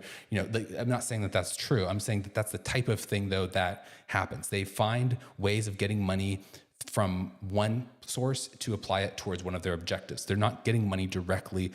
Sometimes they are, but not always getting money directly from the US government and taxpayer funds. So now think about it this way. Now think about, we have like all these shell corporations, and we're able to steer where this capital is deployed. And we take a bunch of government money and we funnel it through this big cluster, this big network of organizations that we control or can at least strongly influence.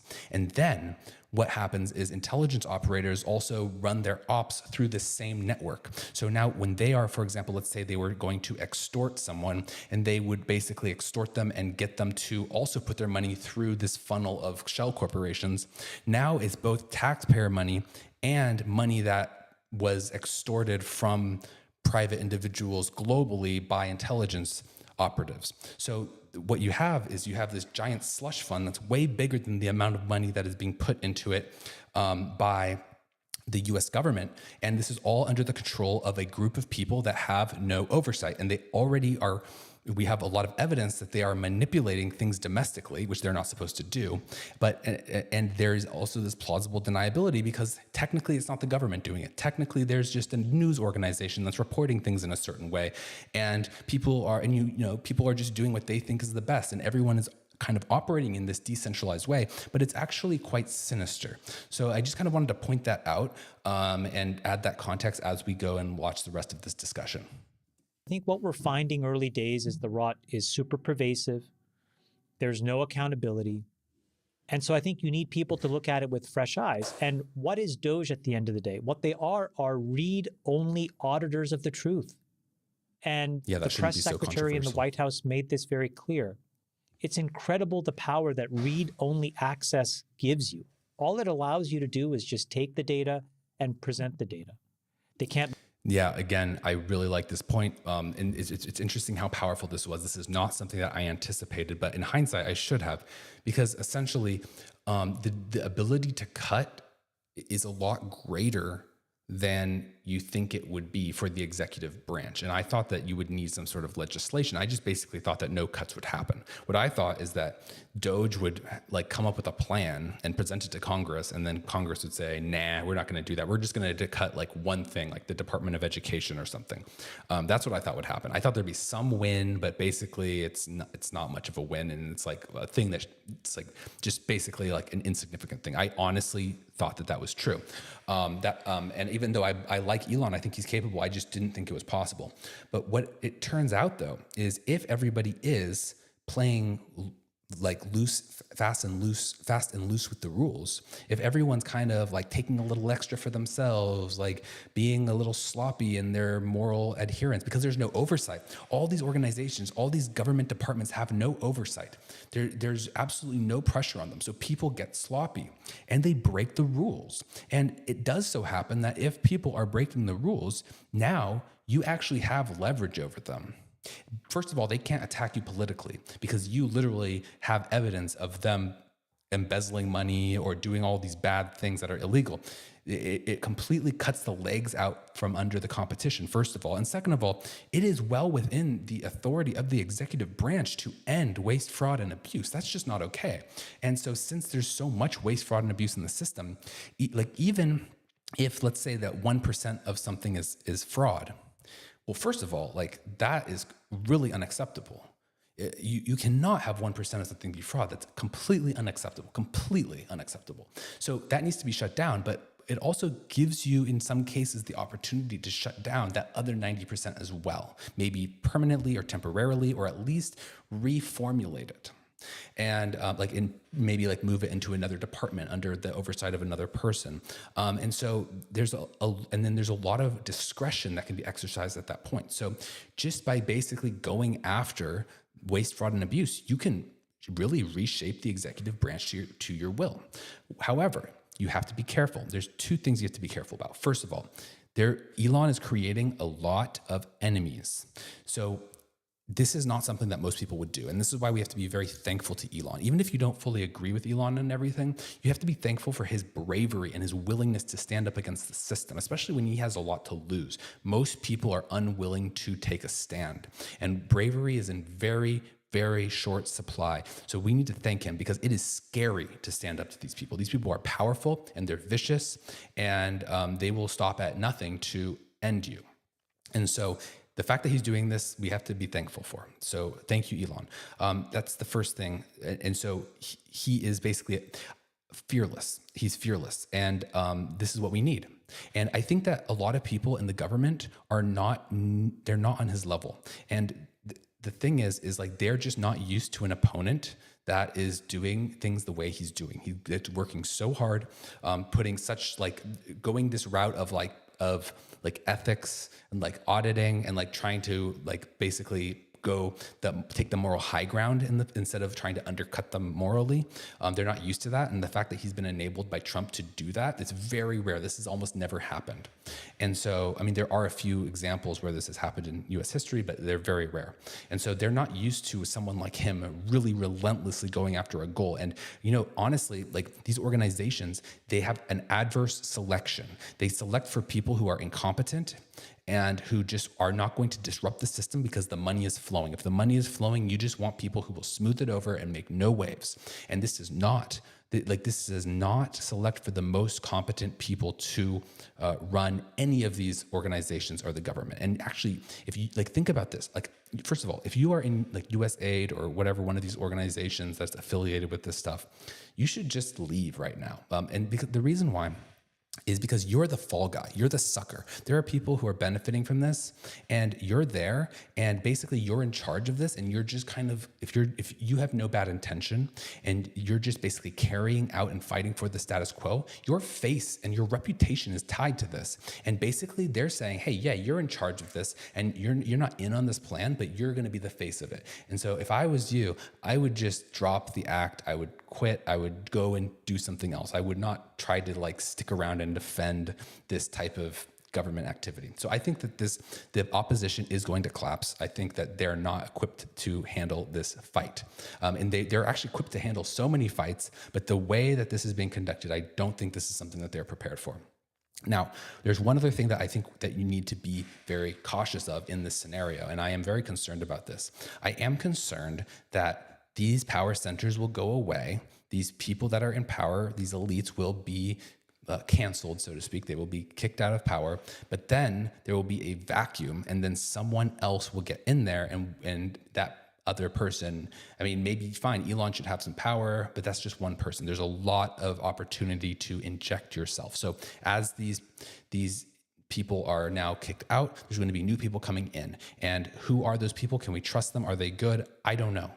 And I am very worried about that. But I still think that we need to err on the side of doing the right thing, morality, transparency, honesty. Like if we're honest with ourselves, we're not buying our own propaganda, ultimately we are going to be better off. And that's just fundamentally the choice we need to make, is to decide to reject this type of like dishonest disinformation propagated by the government. So let's keep watching though.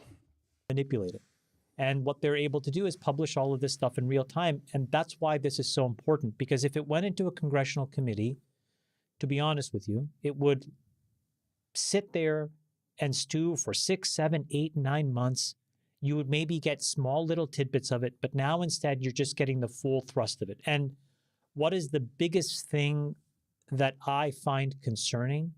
I think it's what Antonio said, which is that the other thing about a congressional committee is, first of all, you don't have discovery necessarily. And like they aren't really complying with Congress when they've tried to access information. So if you put this to a committee, now what they can do is they can apply pressure on every single person who votes in a certain way. So now there's like a group of people, and now if you don't vote on the side of the establishment, they're going to come after you. And they don't, and like if you knew that you could just force this vote, like you had that authority, then that wouldn't faze you, because you would just vote to like basically disempower them, and then you'd go after them. But the thing is you don't control the vote. So it's a very dispersed responsibility. And so then basically if the majority gets pushed over the edge, then they're going to come after that minority that tried to audit them, and they're going to be like an opponent of the regime, of the establishment.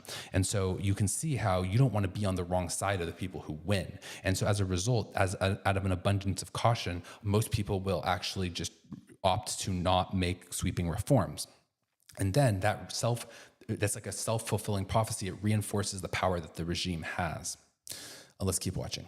Media, who are supposed to be this intermediary layer that's totally objective between the government and the people, were not independent at all, but had all kinds of hidden incentives. $8 million to Politico, several $1 million to the BBC.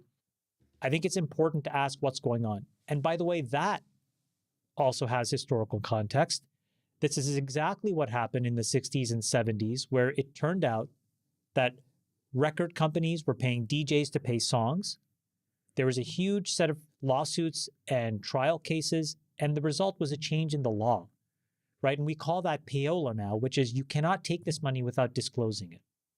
And so had this money been absorbed by these entities and actually disclosed, maybe we'd be okay. But Nick, I sent you a link. Maybe you can throw it on the screen for these guys. This is a very simple manifestation of this cycle. We talked about this, guys, and we didn't realize how connected it all was. But we were asking ourselves during the election cycle last year, why are all these articles buried? Why aren't we really getting the truth? And it turns out that the people who were responsible for telling the truth, somewhere along the chain, were cajoled or just told not to tell the truth, influenced by all of this back channel money that was going back and forth from the government to these folks. Okay. Yeah, let me just give some numbers to... Yeah, and there's a saying that you can't you can't get someone to change their mind on something or to understand something that their financial well-being depends on them not understanding. And there is this very decentralized effect of, if you know where your paychecks are coming from, you are not going to go up against that. You're going to be biased in the favor of the person writing your paychecks. And that's just kind of a fundamental thing in human nature. And that's why it's one of the reasons why it's so sinister to fund news organizations from the government. It's going to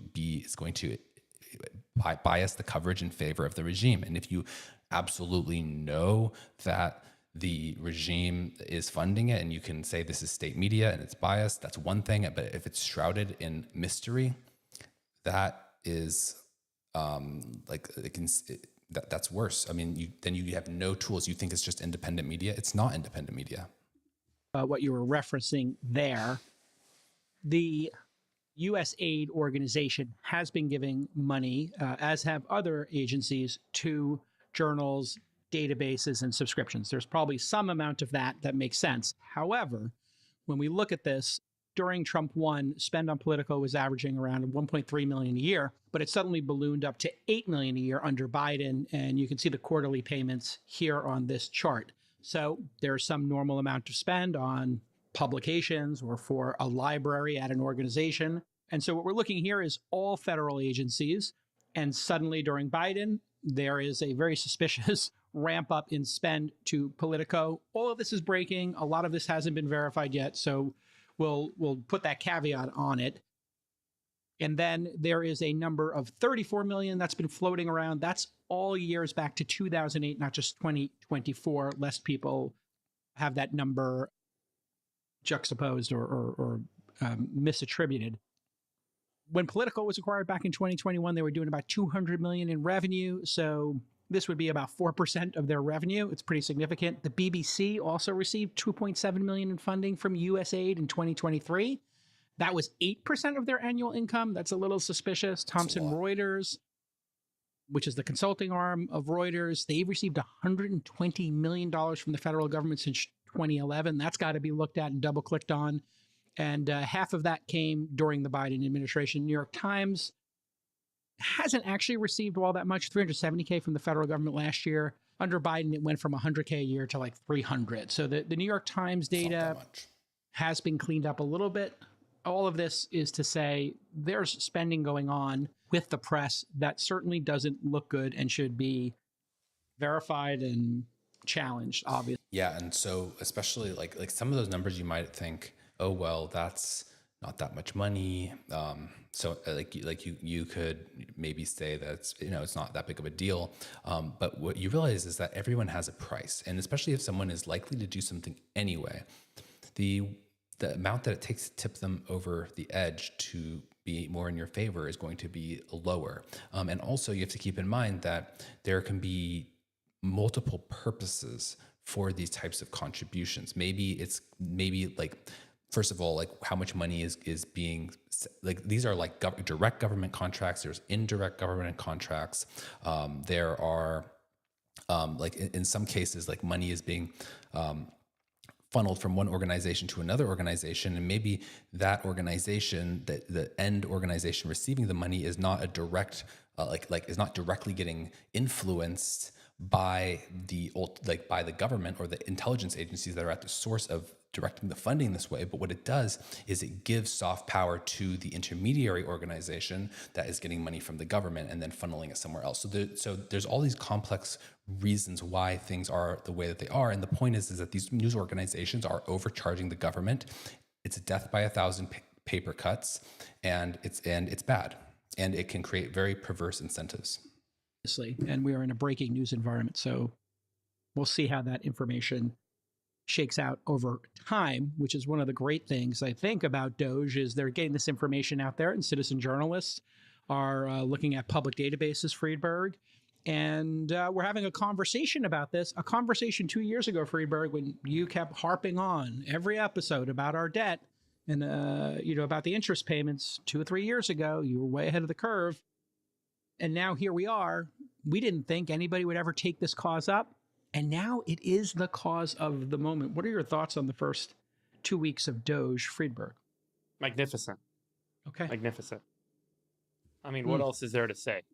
Yeah, but I will say that this was not an ideological battle that was won. This was someone getting in power that was basically pushing their perspective and advocating for it. And then they appealed to what basically not an ideological argument. They actually just exposed things that people objectively disagreed with. And the fact that there was no oversight basically meant that almost all these agencies were acting in a bad way. And that's why we were able to cut so much. So I wouldn't put this as an ideological win. It remains to be seen what the people and what Congress actually wants to do, but it certainly has been an effective way of cutting. An emoji. This is the eggplant emoji. It's what we needed. If you zoom out on what DOGE is doing, I think the best way to describe it is zero-based budgeting. And in organizations that go through zero-based budgeting, you do a cycle, typically annually, where you take all of your OpEx, all of your expenses, and running a company or running an organization down to the studs. You take it down to zero, and you rebuild it up, and you say, what are we trying to achieve this year from first principles? Based on that set of objectives, those goals, what do we need to do? What's the minimal expense we need to run? You don't start with last year's numbers and say, what else do we need to do, and start to add on top of that. You really do a hard level, high degree of scrutiny on every dollar moving out. And that's what DOGE is effectively doing. They're doing a zero-based budgeting on the federal government. They're looking at every line item, and they're asking the fundamental question, which I don't think we talk about in the public discourse enough, which is, what is the essential role of government? And there is a great debate to be had around that point.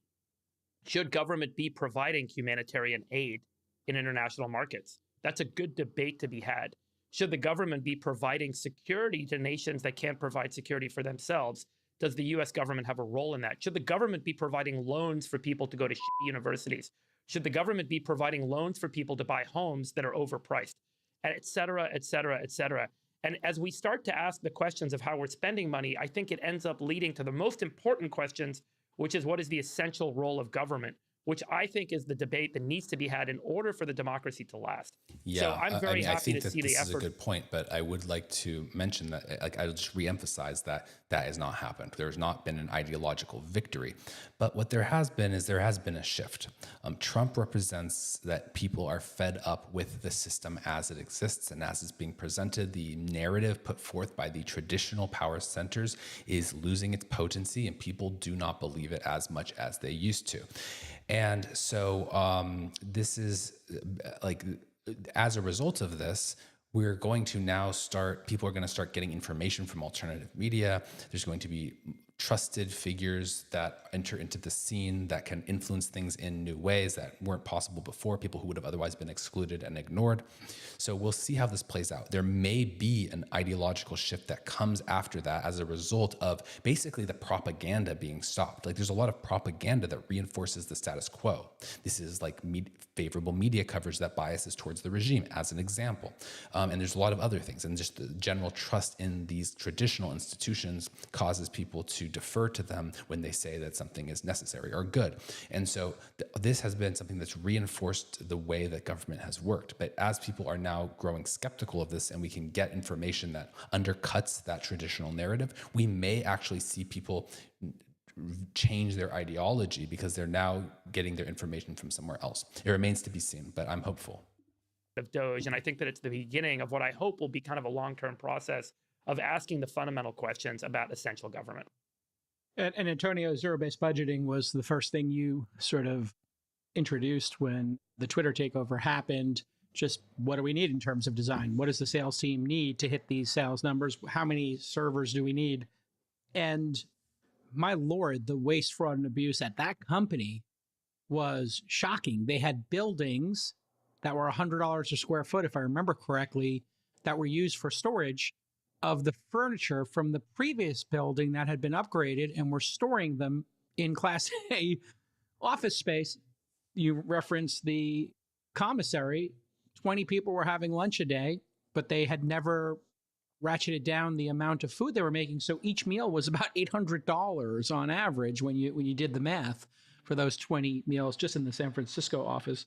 Maybe you could talk a little bit about how the shock and awe campaign of just freezing spending and then seeing, hey, what actually is necessary to accomplish this task worked out at I think we've covered a good amount of DOGE and USAID. There's a lot to say about this. I've done other episodes. I will do other episodes. Please subscribe if you haven't already. So you can get more of my content on this.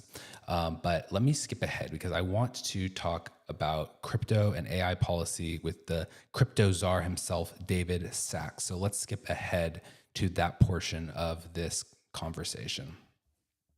The Democrats shifted. All right, with us is David Sachs. How you doing, brother? Are you literally in the White House? I'm in the EOB. Ah, okay. There's like a podcast studio actually in the EOB. Oh, fantastic. EOB, and you're wearing a suit every day. Yeah, no, you're right. I have to wear a suit and tie every day. I was just listening on your conversation about DOGE. Jake, I'm surprised that you never figured out a way to get involved in this USAID.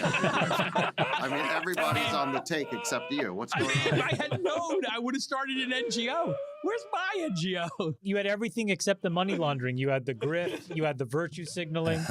You had it all If I had except the actual known. money. Let me up-level this for a second, okay? So we knew the U.S. government runs a $2 trillion deficit every year.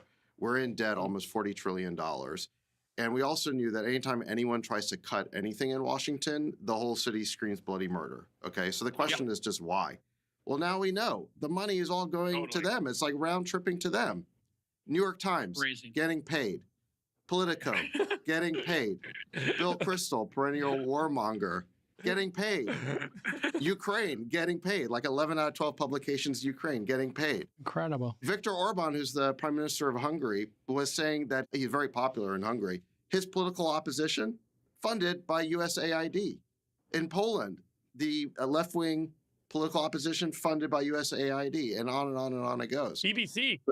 You wonder why everyone in the UK is so, yeah. Like I couldn't believe the BBC is getting paid. Every left-wing organization in the world seems to be getting paid by this slush fund at USAID, which disperses about $50 billion a year. That's $1 billion a week. That's actually a lot of money.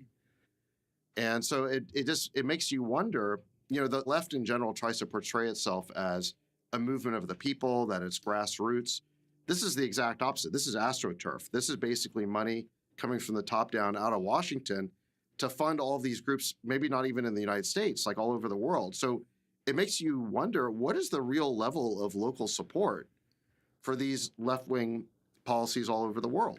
Yeah. Well, we do have a little bit of knowledge about this. I mean, actually, lots of leaders of foreign countries have spoken out about how they don't like USAID. Something that Mike Benz, one of the foremost experts on the corruption of USAID, has said is ever since USAID has been cut off, why have we not seen all these people around the world that are, from foreign governments and stuff? Why have they not said, no, we needed that aid, you should give it to us? Like, why don't they want money? Like, isn't it money? Aren't they getting money? Aren't they getting benefited? Aren't their constituents and citizens benefiting from these humanitarian operations? No, they're not. Nobody has been asking for this. It's all been domestic. Only domestic actors, the people getting paid essentially, are the ones who really want this and people who kind of believe what they're saying. But the people in the know in the foreign countries are not asking for it. Foreign leaders are not. And like people like Nayib Bukele and El Salvador said that everyone knows that USAID is a subversive program that tries to mess with the affairs of foreign governments. Viktor Orban has talked about this and many others.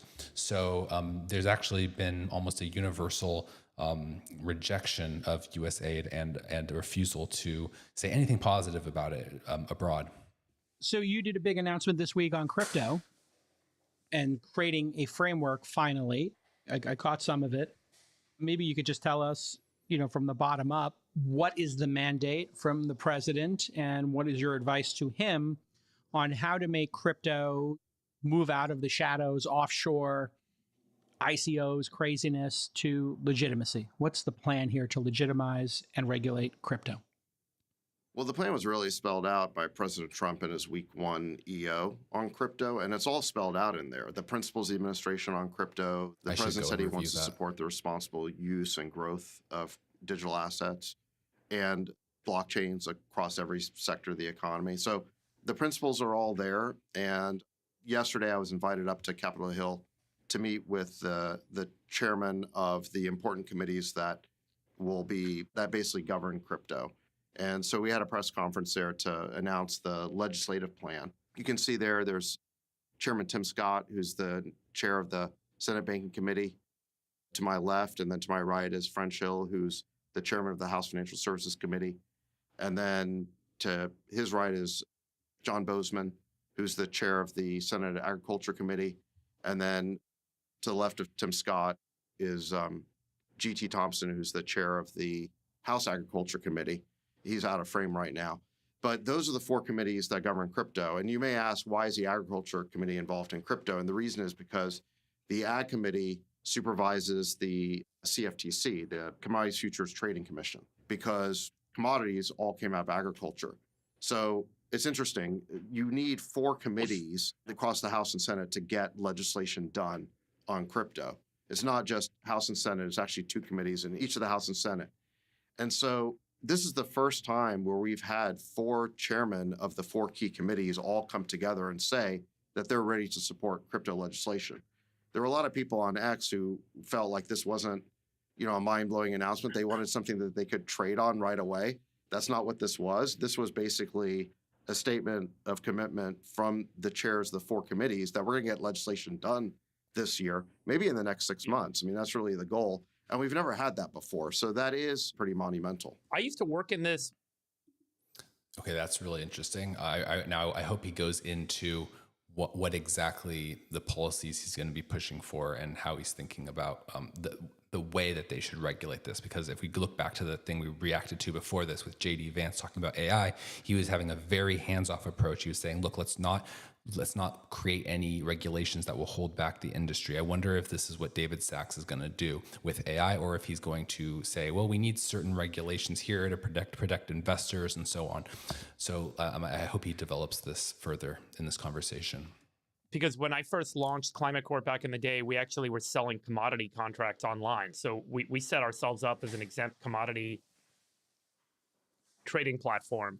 And I remember all this old legislation. There was the Commodity Futures Modernization Act, if I remember, when they deregulated the energy markets. But one of the features of the Commodity Futures Modernization Act was that they created this concept of an exempt commodity contract, which was where you're not delivering a physical good. And that's basically what weather derivatives were, and energy derivatives and other kind of indices were created that didn't have a tangible physical supply, and it was still kind of shoveled in the commodities world. That's why the legacy of all this stuff kind of sitting with agriculture. Is that the way this is likely going to move forward? Is it's going to look like a new extension of exempt commodities and kind of treated like that versus being securities? The question you're describing is called market structure. What are the definitions going to be? Because digital assets can be many things.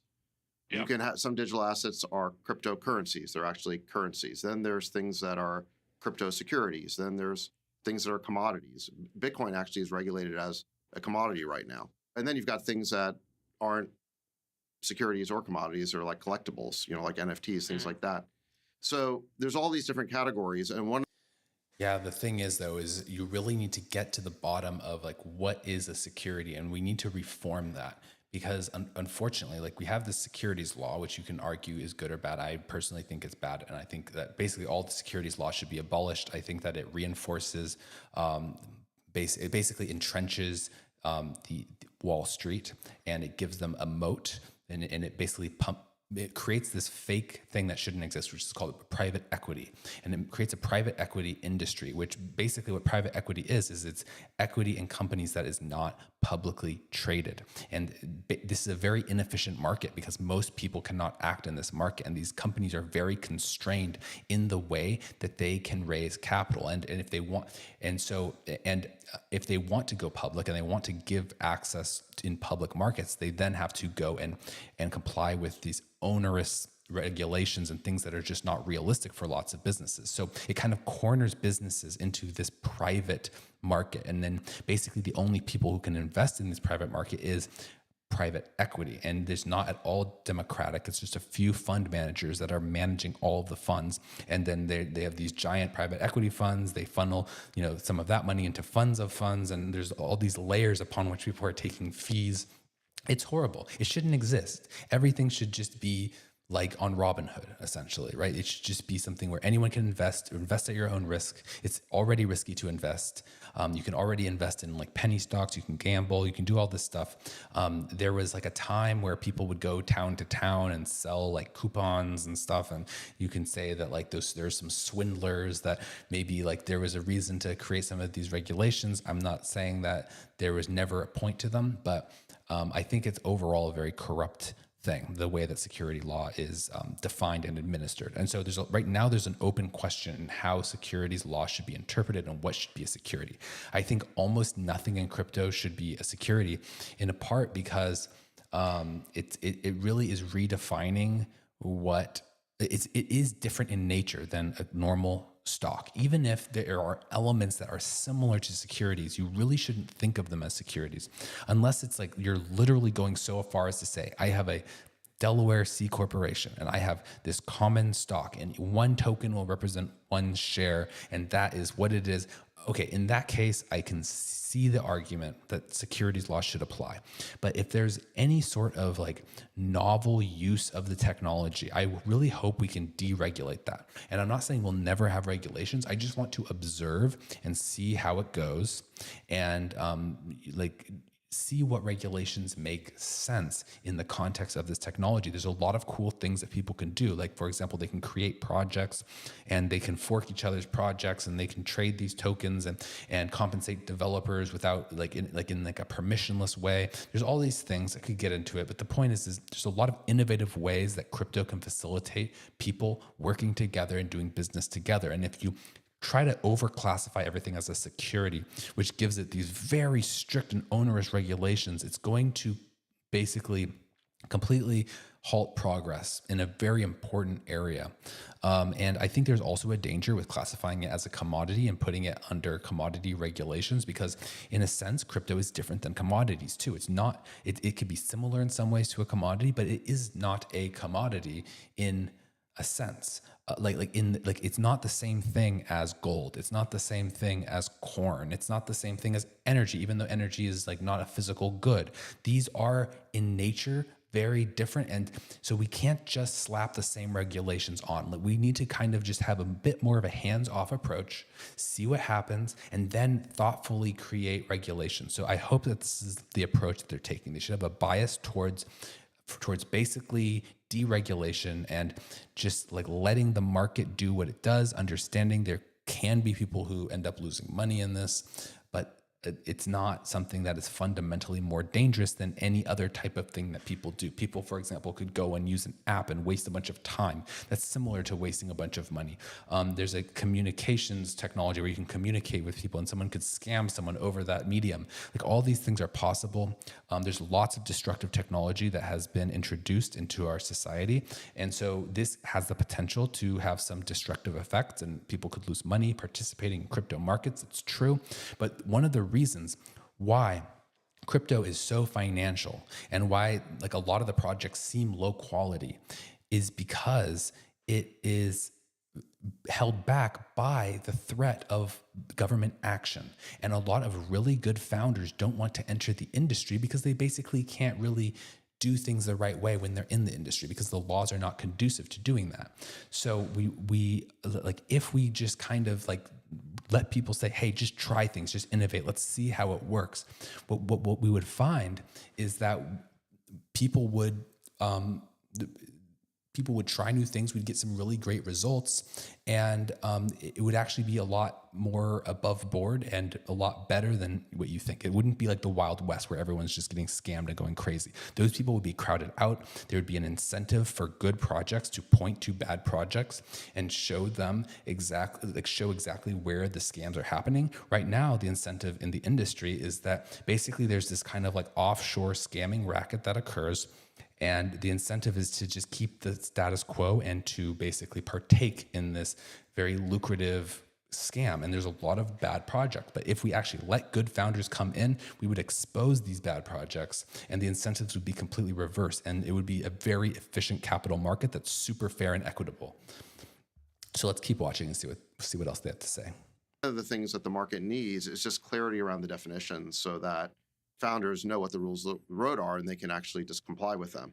So giving them those definitions and describing how a crypto project could start, for example, as a security, and eventually the protocol could become decentralized enough where maybe it becomes a commodity. It should not start as a security.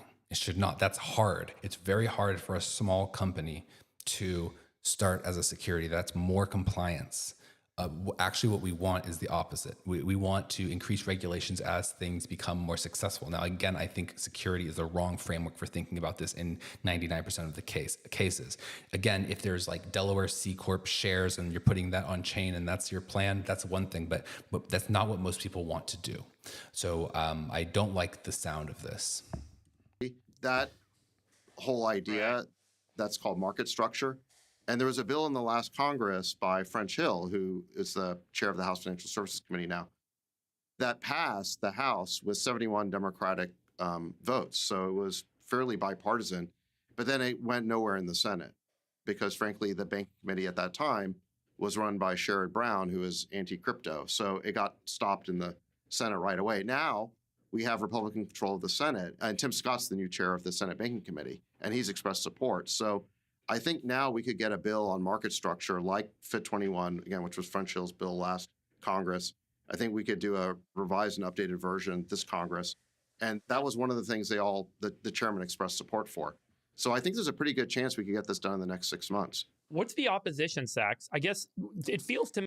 Here's like the blueprint for what I would like in a crypto regulation framework. And just for you guys' context, if you don't know, I am a venture-backed crypto founder and engineer. So what I would basically like is I would like some sort of, and this is something that Trump has talked about, but like a digital bill of rights, something that enshrines certain rights, maybe not into the Constitution, but just into law. And so I would like to be able to basically like a right to privacy. I would like to give people a right to privacy, a right to use cryptography. And I don't know exactly what all the things should be. What this should do is this should not like just absolutely legalize scamming, but it should be a tool, like a shield that legitimate projects can use in the future when a prosecutor that is anti-crypto is out to get them. Something that gives people a bit more of a defensible position. And what we want to do is we want to legalize specific things, like legalize specific things. Don't make things illegal. So like, I'm not saying legalize all types of token offerings, but maybe legalize certain types of token offerings so that people can do those things without fear of any repercussions. And the implication is not that things that are not listed are illegal. We shouldn't have this default illegal assumption. The question is that it's not defined. There's not regulatory clarity there, and we can decide on those as we have more information. So I would basically like a bill that it doesn't have to legalize a lot of things, but it should legalize some things. It can put crypto companies in a more empowered position, and then we don't have to actually decide on what the ultimate regulations for this industry are. And we can roll them back if there's like a scandal, like a major scandal that affects the nation. We can roll it back. We can put stricter regulations. We can repeal these protections. But I think it's a good starting point to give the crypto founders the legal clarity that they need. But we don't want to create rules that could be the wrong rules that could ultimately maybe be beneficial for the current players who are shaping the policy, which is a real thing, like Coinbase and these major funds. Like there's a lot of really powerful, rich, entrenched powers that supported Trump and want certain legislation that's going to help their current business model. The thing is that they are already living in the past. People want to try new things. And if we just say like, this is how it works, you can't do it this, you have to do that, and this is what Coinbase wants. And I like Coinbase. This is not personally attacking against Coinbase, but the problem is that it entrenches them. And it means that nobody can do anything different or better. And that there's a lot of experimentation to be had in this space. So that's my fear with the way that he's talking. We want to just have a very hands-off approach. Me, like with the market structure question being addressed and answered, you would have also more protection for consumers because now businesses know the rules of the road. They follow them. There's structure that protects consumers, et cetera, et cetera.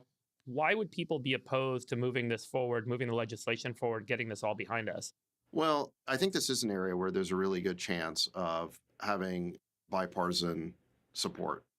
We did in the last Congress, like I mentioned, that the House bill got over 70 Democratic votes. I think in the Senate, we're going to need 7 votes, seven Democrat votes to get to 60, right? Which is the number you need if you don't go through the reconciliation process. And I think there's a good chance this passes with significant Democratic support as well as Republican. It's not going to be unanimous or anything like that because there are still forces that are hostile to crypto in Washington. And You think Ultimately, the forces that are hostile to crypto are Wall Street, and really Wall Street in terms of like banking, because it is a threat. It's a threat to the central bank model, which is very beneficial to banks. These banks that are too big to fail, built on the US dollar, they're actually members. These big banks in America are actually members of the Federal Reserve. The Federal Reserve is not a government department. It's an independent body composed of actual private corporations. And it's imbued with the special authority by the US government. And I mean, it's a super corrupt arrangement. And there's been books written about this. It's a very big problem. So banks are against crypto because it has the capacity to change the dynamics of the monetary system to something where they don't have an enshrined advantage. That's one. Two is another part of Wall Street, which is private equity, because private equity is basically the gateway to private markets, which is most companies. Most companies are private, they're not public. And so they are the gatekeepers. They are the ones who basically siphon off the funds of people who want to invest in these private markets, which is like basically the most number of businesses in the country. So you have to go basically through private equity. It's very inefficient to go directly, and most people can't. So private equity fund managers are a huge component to this. And finally, the State Department, certain deep state actors also oppose crypto because they see it as a threat to the ability to impose sanctions, because they want to use the US monetary system as a weapon against foreign countries. And in order to do that, you need to have full control of the currency so that you can manipulate it in a way that hurts other countries. And I've talked about this in other videos, but this is a really bad thing, because essentially what it does is we have this amazing advantage as the country that has the world's reserve currency. And this basically generates the fact that people trust the US dollar and go to the US dollar in times where they want a safe place to store their money. The fact that that happens, it creates demand for dollars. If you create demand for dollars, that means based on supply and demand that the value of dollars goes up. That means that if we actually print more money and give it to ourselves, that normally when you increase supply, price goes down. That would create inflation. But if there's demand abroad, actually what happens is we don't have that. So we are in a sense able to tax people abroad by printing money and giving it to ourselves when they are holding it because it's a safe asset. This dynamic is amazing. It's making us rich. It's giving us free money. But the only reason is that it works is because people choose to use dollars. But if we erode trust in that system, now we no longer have that advantage, and we are basically going to be poorer because people won't want our slop cryptocurrency, or not cryptocurrency, fiat currency, right? We want it to be such a trusted currency that everyone around the world, even our adversaries, want to buy it, because that gives us money. That makes us rich. And sanctions don't even work. And another problem is that they use sanctions like it's like nothing. Like they'll just throw sanctions on a country. And what happens is then our economies disentangle and they have no dependencies on us. And so what happens is now when we are at war, now we have no ability to affect their supply chains because they already have supply chains that are outside of our jurisdiction. Whereas if they were doing trade with us up until the point of war, at that point we could then we can then put sanctions on them at that time, or put tariffs or something along those lines, or take action to hurt their economy because we actually have leverage. But if we completely disconnect from a country that we don't like, let's say Russia, we're not at war with Russia, but we put sanctions on Russia. Now Russia's economy is not entangled with ours, and we have no leverage on them, and they have supply chains with China and Iran and other adversaries of the US, and they can still do commerce even if they were to go to war with us. We have less cards to play in the chance of a real altercation. So it just puts less tools in our toolbox. And there's basically, the problem is like this, the Congress does not need to declare sanctions. It's something that can be done by the executive branch. And that is just lacking the proper oversight. If we go to war, Congress needs to declare war.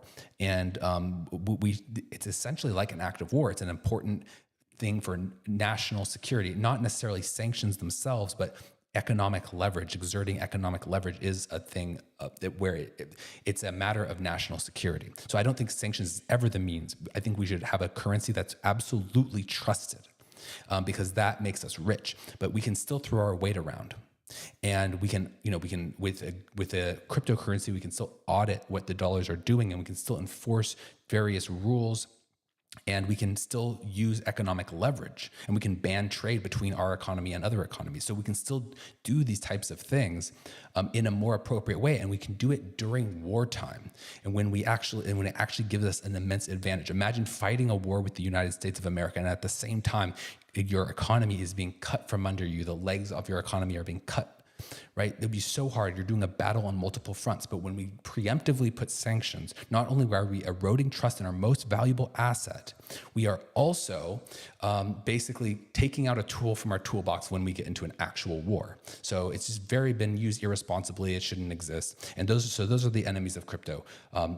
Big banks, part of the Federal Reserve, private equity that wants to keep the subsidies flowing and basically their entrenched interests flowing, and deep state pro-sanction people.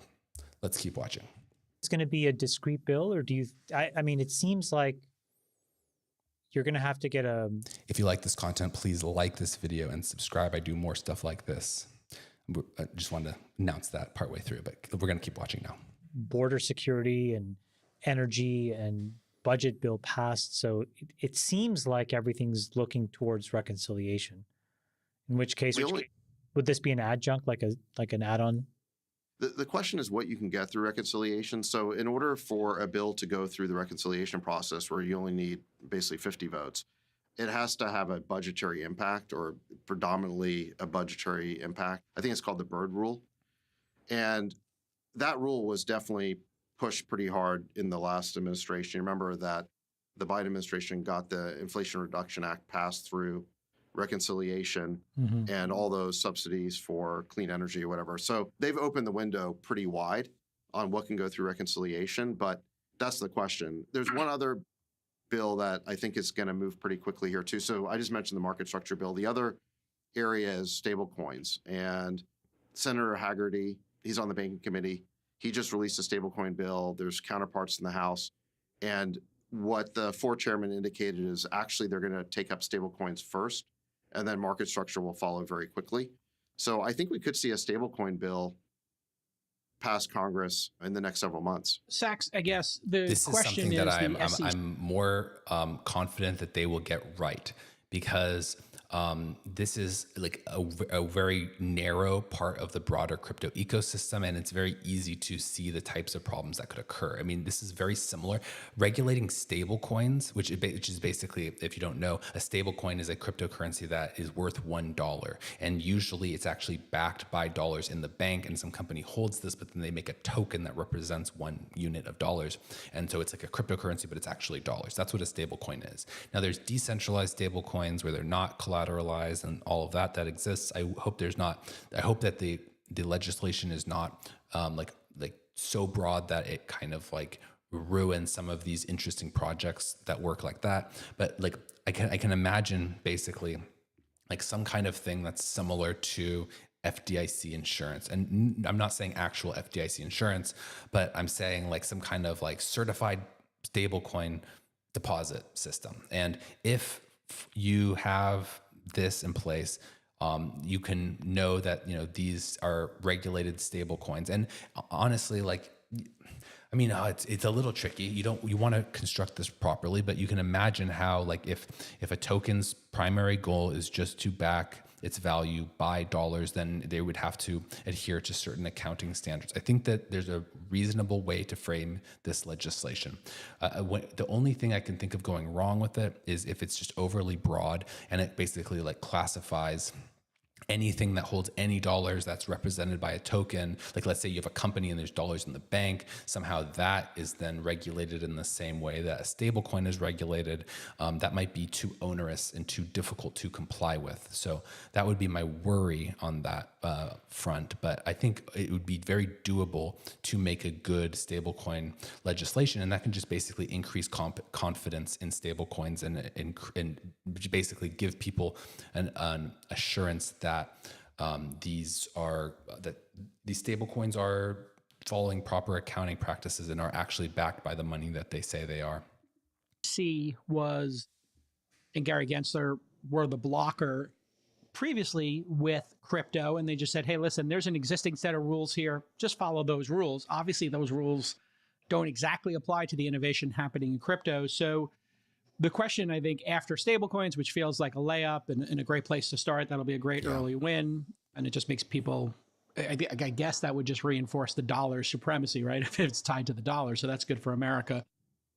But maybe you could talk to protecting consumers, because we all saw in the first couple of generations of crypto all kinds of grifts and ICOs and things that were never delivered. So how do you balance those two things? Protecting consumers who may get really enthusiastic about this versus, people who might try to prey upon them. Well, the first thing you want to do if you're going to protect consumers is you want to bring the activity onshore. Okay. Because obviously when all the activity gets driven offshore, then it's hard for regulators to supervise it. And moreover, it's hard. This is a great point. A lot of the bad projects that did ICOs were actually people in other countries. Now, that's that's a bit of a generalization, but this is actually true. There has always been a problem in crypto. In the early days, before there was too much legal scrutiny, I think people were a little bit less afraid to use crypto for fundraising. Like, people were doing ICOs, people don't really do that anymore because they're afraid of legal repercussions. But back in the day, the issue is that these markets were very immature, so it was unclear how effective fundraising could be in these. So a lot of the best founders in the United States just decided to go to normal venture capital markets. So in the early days of crypto, despite there's nobody really afraid of like legal repercussions that much, it was just so immature that like the best founders didn't use crypto. And then later on, now people started getting scared. And as the crypto markets got bigger and more mature and actually capable of supporting the financing of really great projects, it became a different problem. Not that the crypto market wasn't ready, but actually the problem was that there was legal repercussions that people were afraid of. So again, the best founders were running away from this industry and they were not willing to innovate or try anything in it. And so that's why we've basically never had that many really good founders in crypto. It's always been basically grifters and people who are not afraid to bend the rules and not afraid of repercussions and don't think things through, or very young people who are willing to take risks without thinking about it. All these things have been very common. And like basically people in like foreign countries that just, are like likely to be able to evade SEC enforcement and stuff like that. Those are the types of people who have done a lot in crypto thus far. But that's not, that's because the really strong players have been excluded for a variety of reasons. And once we actually can get legitimate good founders to raise money on crypto rails and finance their productive work using decentralized finance technology, then we're going to see a renaissance in what can be done, what can be financed, and what the technology can deliver on. For the market to know who's a good actor, who's a bad actor, what's a good project, what's a bad project. So the first thing you want to do is have the innovation happen onshore in the United States. By the way, it's probably not a coincidence that the biggest fraud in the history of crypto, which was FTX, was based in the Bahamas. Yeah. Probably a reason. A little bit of a tell. Yeah. And it'll be an even stronger tell when the good projects feel like they can come back into the United States. And then you've got the shady ones in the Bahamas or in other countries. They're going to stick out like a sore thumb. Everyone's going to be able to understand that, those guys are too shady to operate in the United States. Mhm. So the number one thing we need to do is bring the innovation onshore. In terms of the framework, I think the market structure bill is going to define, here's a security, here's a commodity, here's what you have to do, here are the disclosure requirements around creating a crypto project. So all of that will be in the bill. And then in the meantime, the SEC has created a new task force under Hester Peirce, who's a SEC commissioner. And she is already starting to do work in that regard to define a better regime at the SEC for crypto projects. You mentioned that Gensler said that the SEC's doors were open to crypto companies and they should come in and talk to us and work with us. That was very disingenuous. Crypto companies would tell me they would go see the SEC. The SEC would tell them nothing about what the rules were, but they would have enforcement people in those meetings just writing down everything they would say. And the next day they would get sent a Wells notice.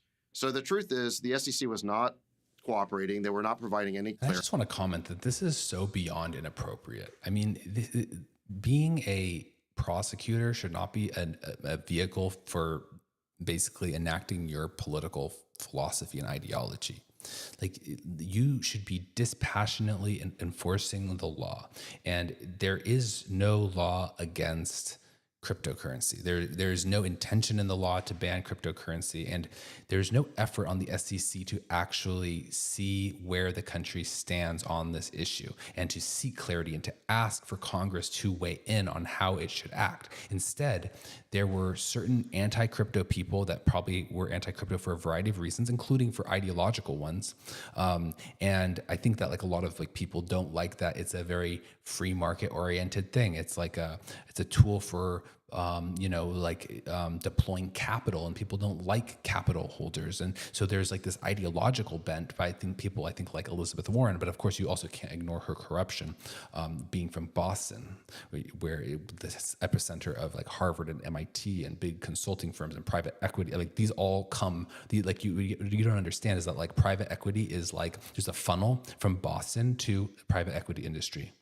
It's like this is what makes the private equity industry is the Boston University. So it's an essential part. And so Elizabeth Warren is from Boston, from Massachusetts. She's the senator from Massachusetts. And so she not only has like this anti-capitalist ideological bent against crypto, but she also has very perverse incentives because her constituents are legacy elites and they are threatened by crypto. And so she and others basically pushed in concert with Gensler to attack, systematically undermine the crypto industry. And that's because they didn't like it. And that's not how an investigator or government employee should act. They should not let their personal opinions get in the way. They should just enforce the rules as they see it.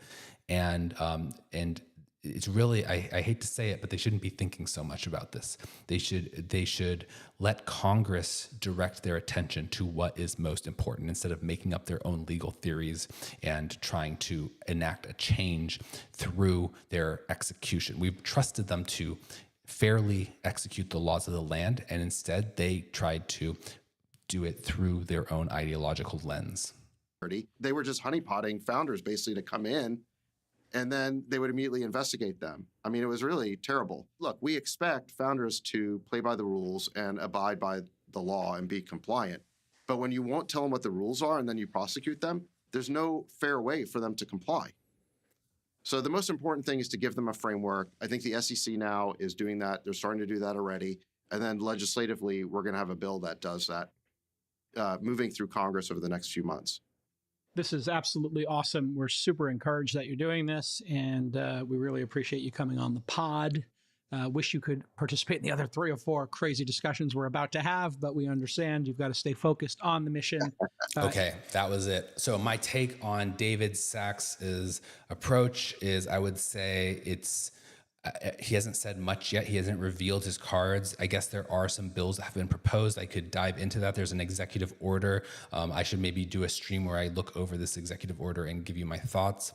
On this interview, he didn't really reveal much about his plan. There were a few things that raised a few eyebrows. I'm just it depends on how it's executed. I hope that they're not putting many restrictions on crypto companies, and instead they're just letting the market do things and seeing how it plays out.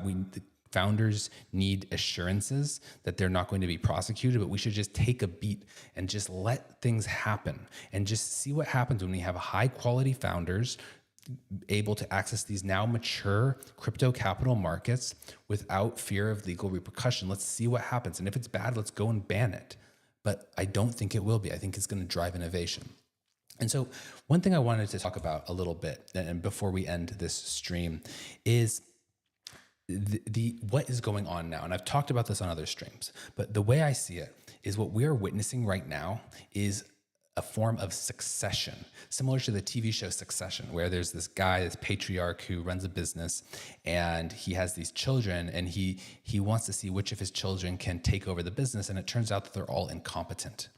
And he's dying, he's old, and eventually I don't want to spoil it, but whatever. The point is it's about that. It's about who takes over the business. And it's just really hard because, all of his children are not serious people, as they say. And so what we're witnessing now is a form of succession. We have this gerontocracy. We have like Biden and Trump and these very old people, and there needs to be a generational change. But the question is, who is going to take up that mantle? And it just so happens that the tech industry has fostered the biggest set of competent people in the whole country. So there's been a lot of people that have gone into politics, and presumably they wanted to inherit the power structure that existed. They wanted basically Biden to leave office, and then now they take his place. But that is not what's happening, because there's been a serious adverse selection in the government to basically, in political parties, to basically select for ideologues and sycophants, and people who say what they need to say to get ahead, but don't actually add value, because they don't actually have to be judged on the results that they have. And so as a result, the people that are in the traditional political sphere, they are not particularly competent leaders, and they are not particularly in touch with reality. Meanwhile, Silicon Valley has been having this extremely meritocratic system that has elevated people who are very capable of doing things in the real world and providing value to people. So Silicon Valley has created these tools and built a community of people that are very capable. And these are the people who ultimately will end up running the country. And it's just a matter of a fact that at the end of the day, there's right and left, Republican and Democrat, but at the end of the day, we're all one big family, we're all one big country, and we want the best people in our country, the most competent people to run things, because that's how our sons and our daughters and our brothers and sisters and mothers and fathers will all thrive. And so that's ultimately what the people are going to decide. It's inevitable. But right now we're witnessing a succession. So there's a sibling rivalry that's going on between the tech people and the DC people. And the DC people are like the dumb kids in Succession, the doofuses. They're just not serious. They just are so lame. And like the kind of the guy who comes in, the tech guy, literally a tech guy who comes in and like actually ends up like making a bid for the company towards the end. Like, this is more akin to what the actual tech people in this context are. And we're seeing Elon, who is the most competent leader of our generation, come in and actually start leading things in the government. And we're just going to continue to see this play out.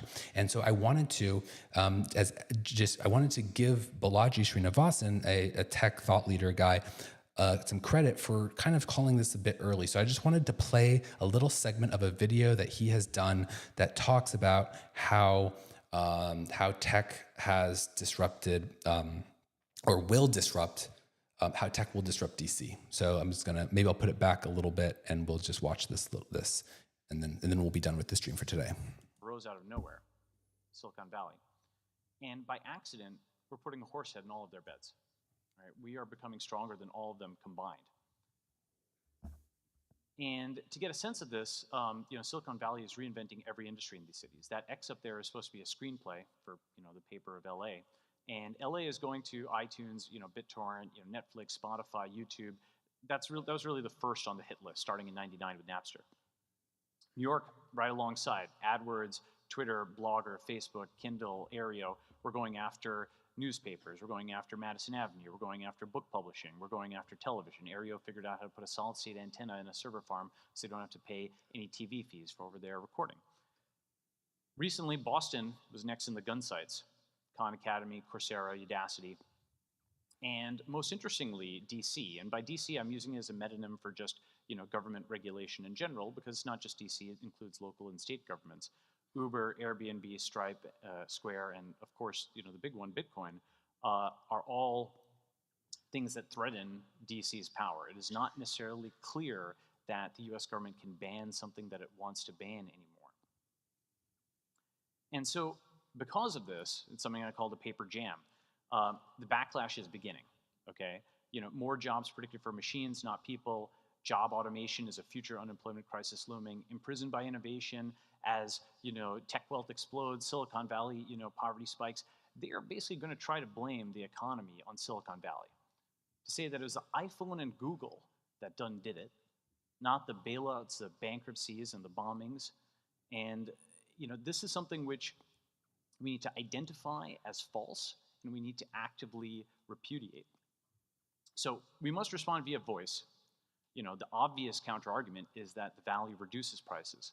In the top, it's a little small, but that's a famous graph, consumption spreads faster today, that shows the absolutely exponential rise of technologies over the last century.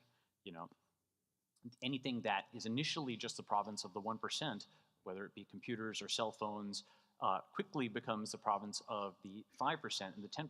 That MVP that barely works, that someone is willing to pay thousands and thousands of dollars for, allows you to fix the bugs, to get economies of scale, to bring it to the 10%, and then 20%, and then the 50%, the middle class, and then the 99%. That's how we got cell phones from a toy for Wall Street to something that's helping the poorest of the poor all over the world. So basically what he's done is he has juxtaposed the accomplishments of Silicon Valley next to those of DC and shows that Silicon Valley is adding value in such a substantial way that it cannot even really be shut down at this point by those in power, because they're going to be shutting things down that are so essential to people in their everyday lives. This shows the power dynamic. He also foreshadowed what came to be, which is like basically the media villainizing tech. And this was in 2013. So this was at the time when tech was much more popular. But as has happened, basically now the mainstream media has pointed fingers at tech and has blamed it for all of the problems, and basically is saying like Elon Musk is the bad guy, and saying like we need the state and we need DC to regulate and to control these bad people in San Francisco. That's the narrative, and it's basically they're dying out, and this is the struggle for power. And just going back to this visual, it just really goes to show how tech institutions are replacing those traditional power centers in the United States. So I thought this was very prescient. I think this is a really good way of looking at politics. And it's a very interesting talk. It's in my sources playlist I've talked about. It's called Balaji Srinivasan at Startup School 2013. It's by Y Combinator. So I highly recommend you check this out. Anyway, thank you so much for tuning in today. Please like and subscribe subscribe to my channel. If you like this video, it would really mean a lot. I'm a new creator. So your comments, your likes, and your subscription is very meaningful to me. And I do a lot of content like this. So you're going to be thoroughly entertained and educated if you subscribe. So thank you so much.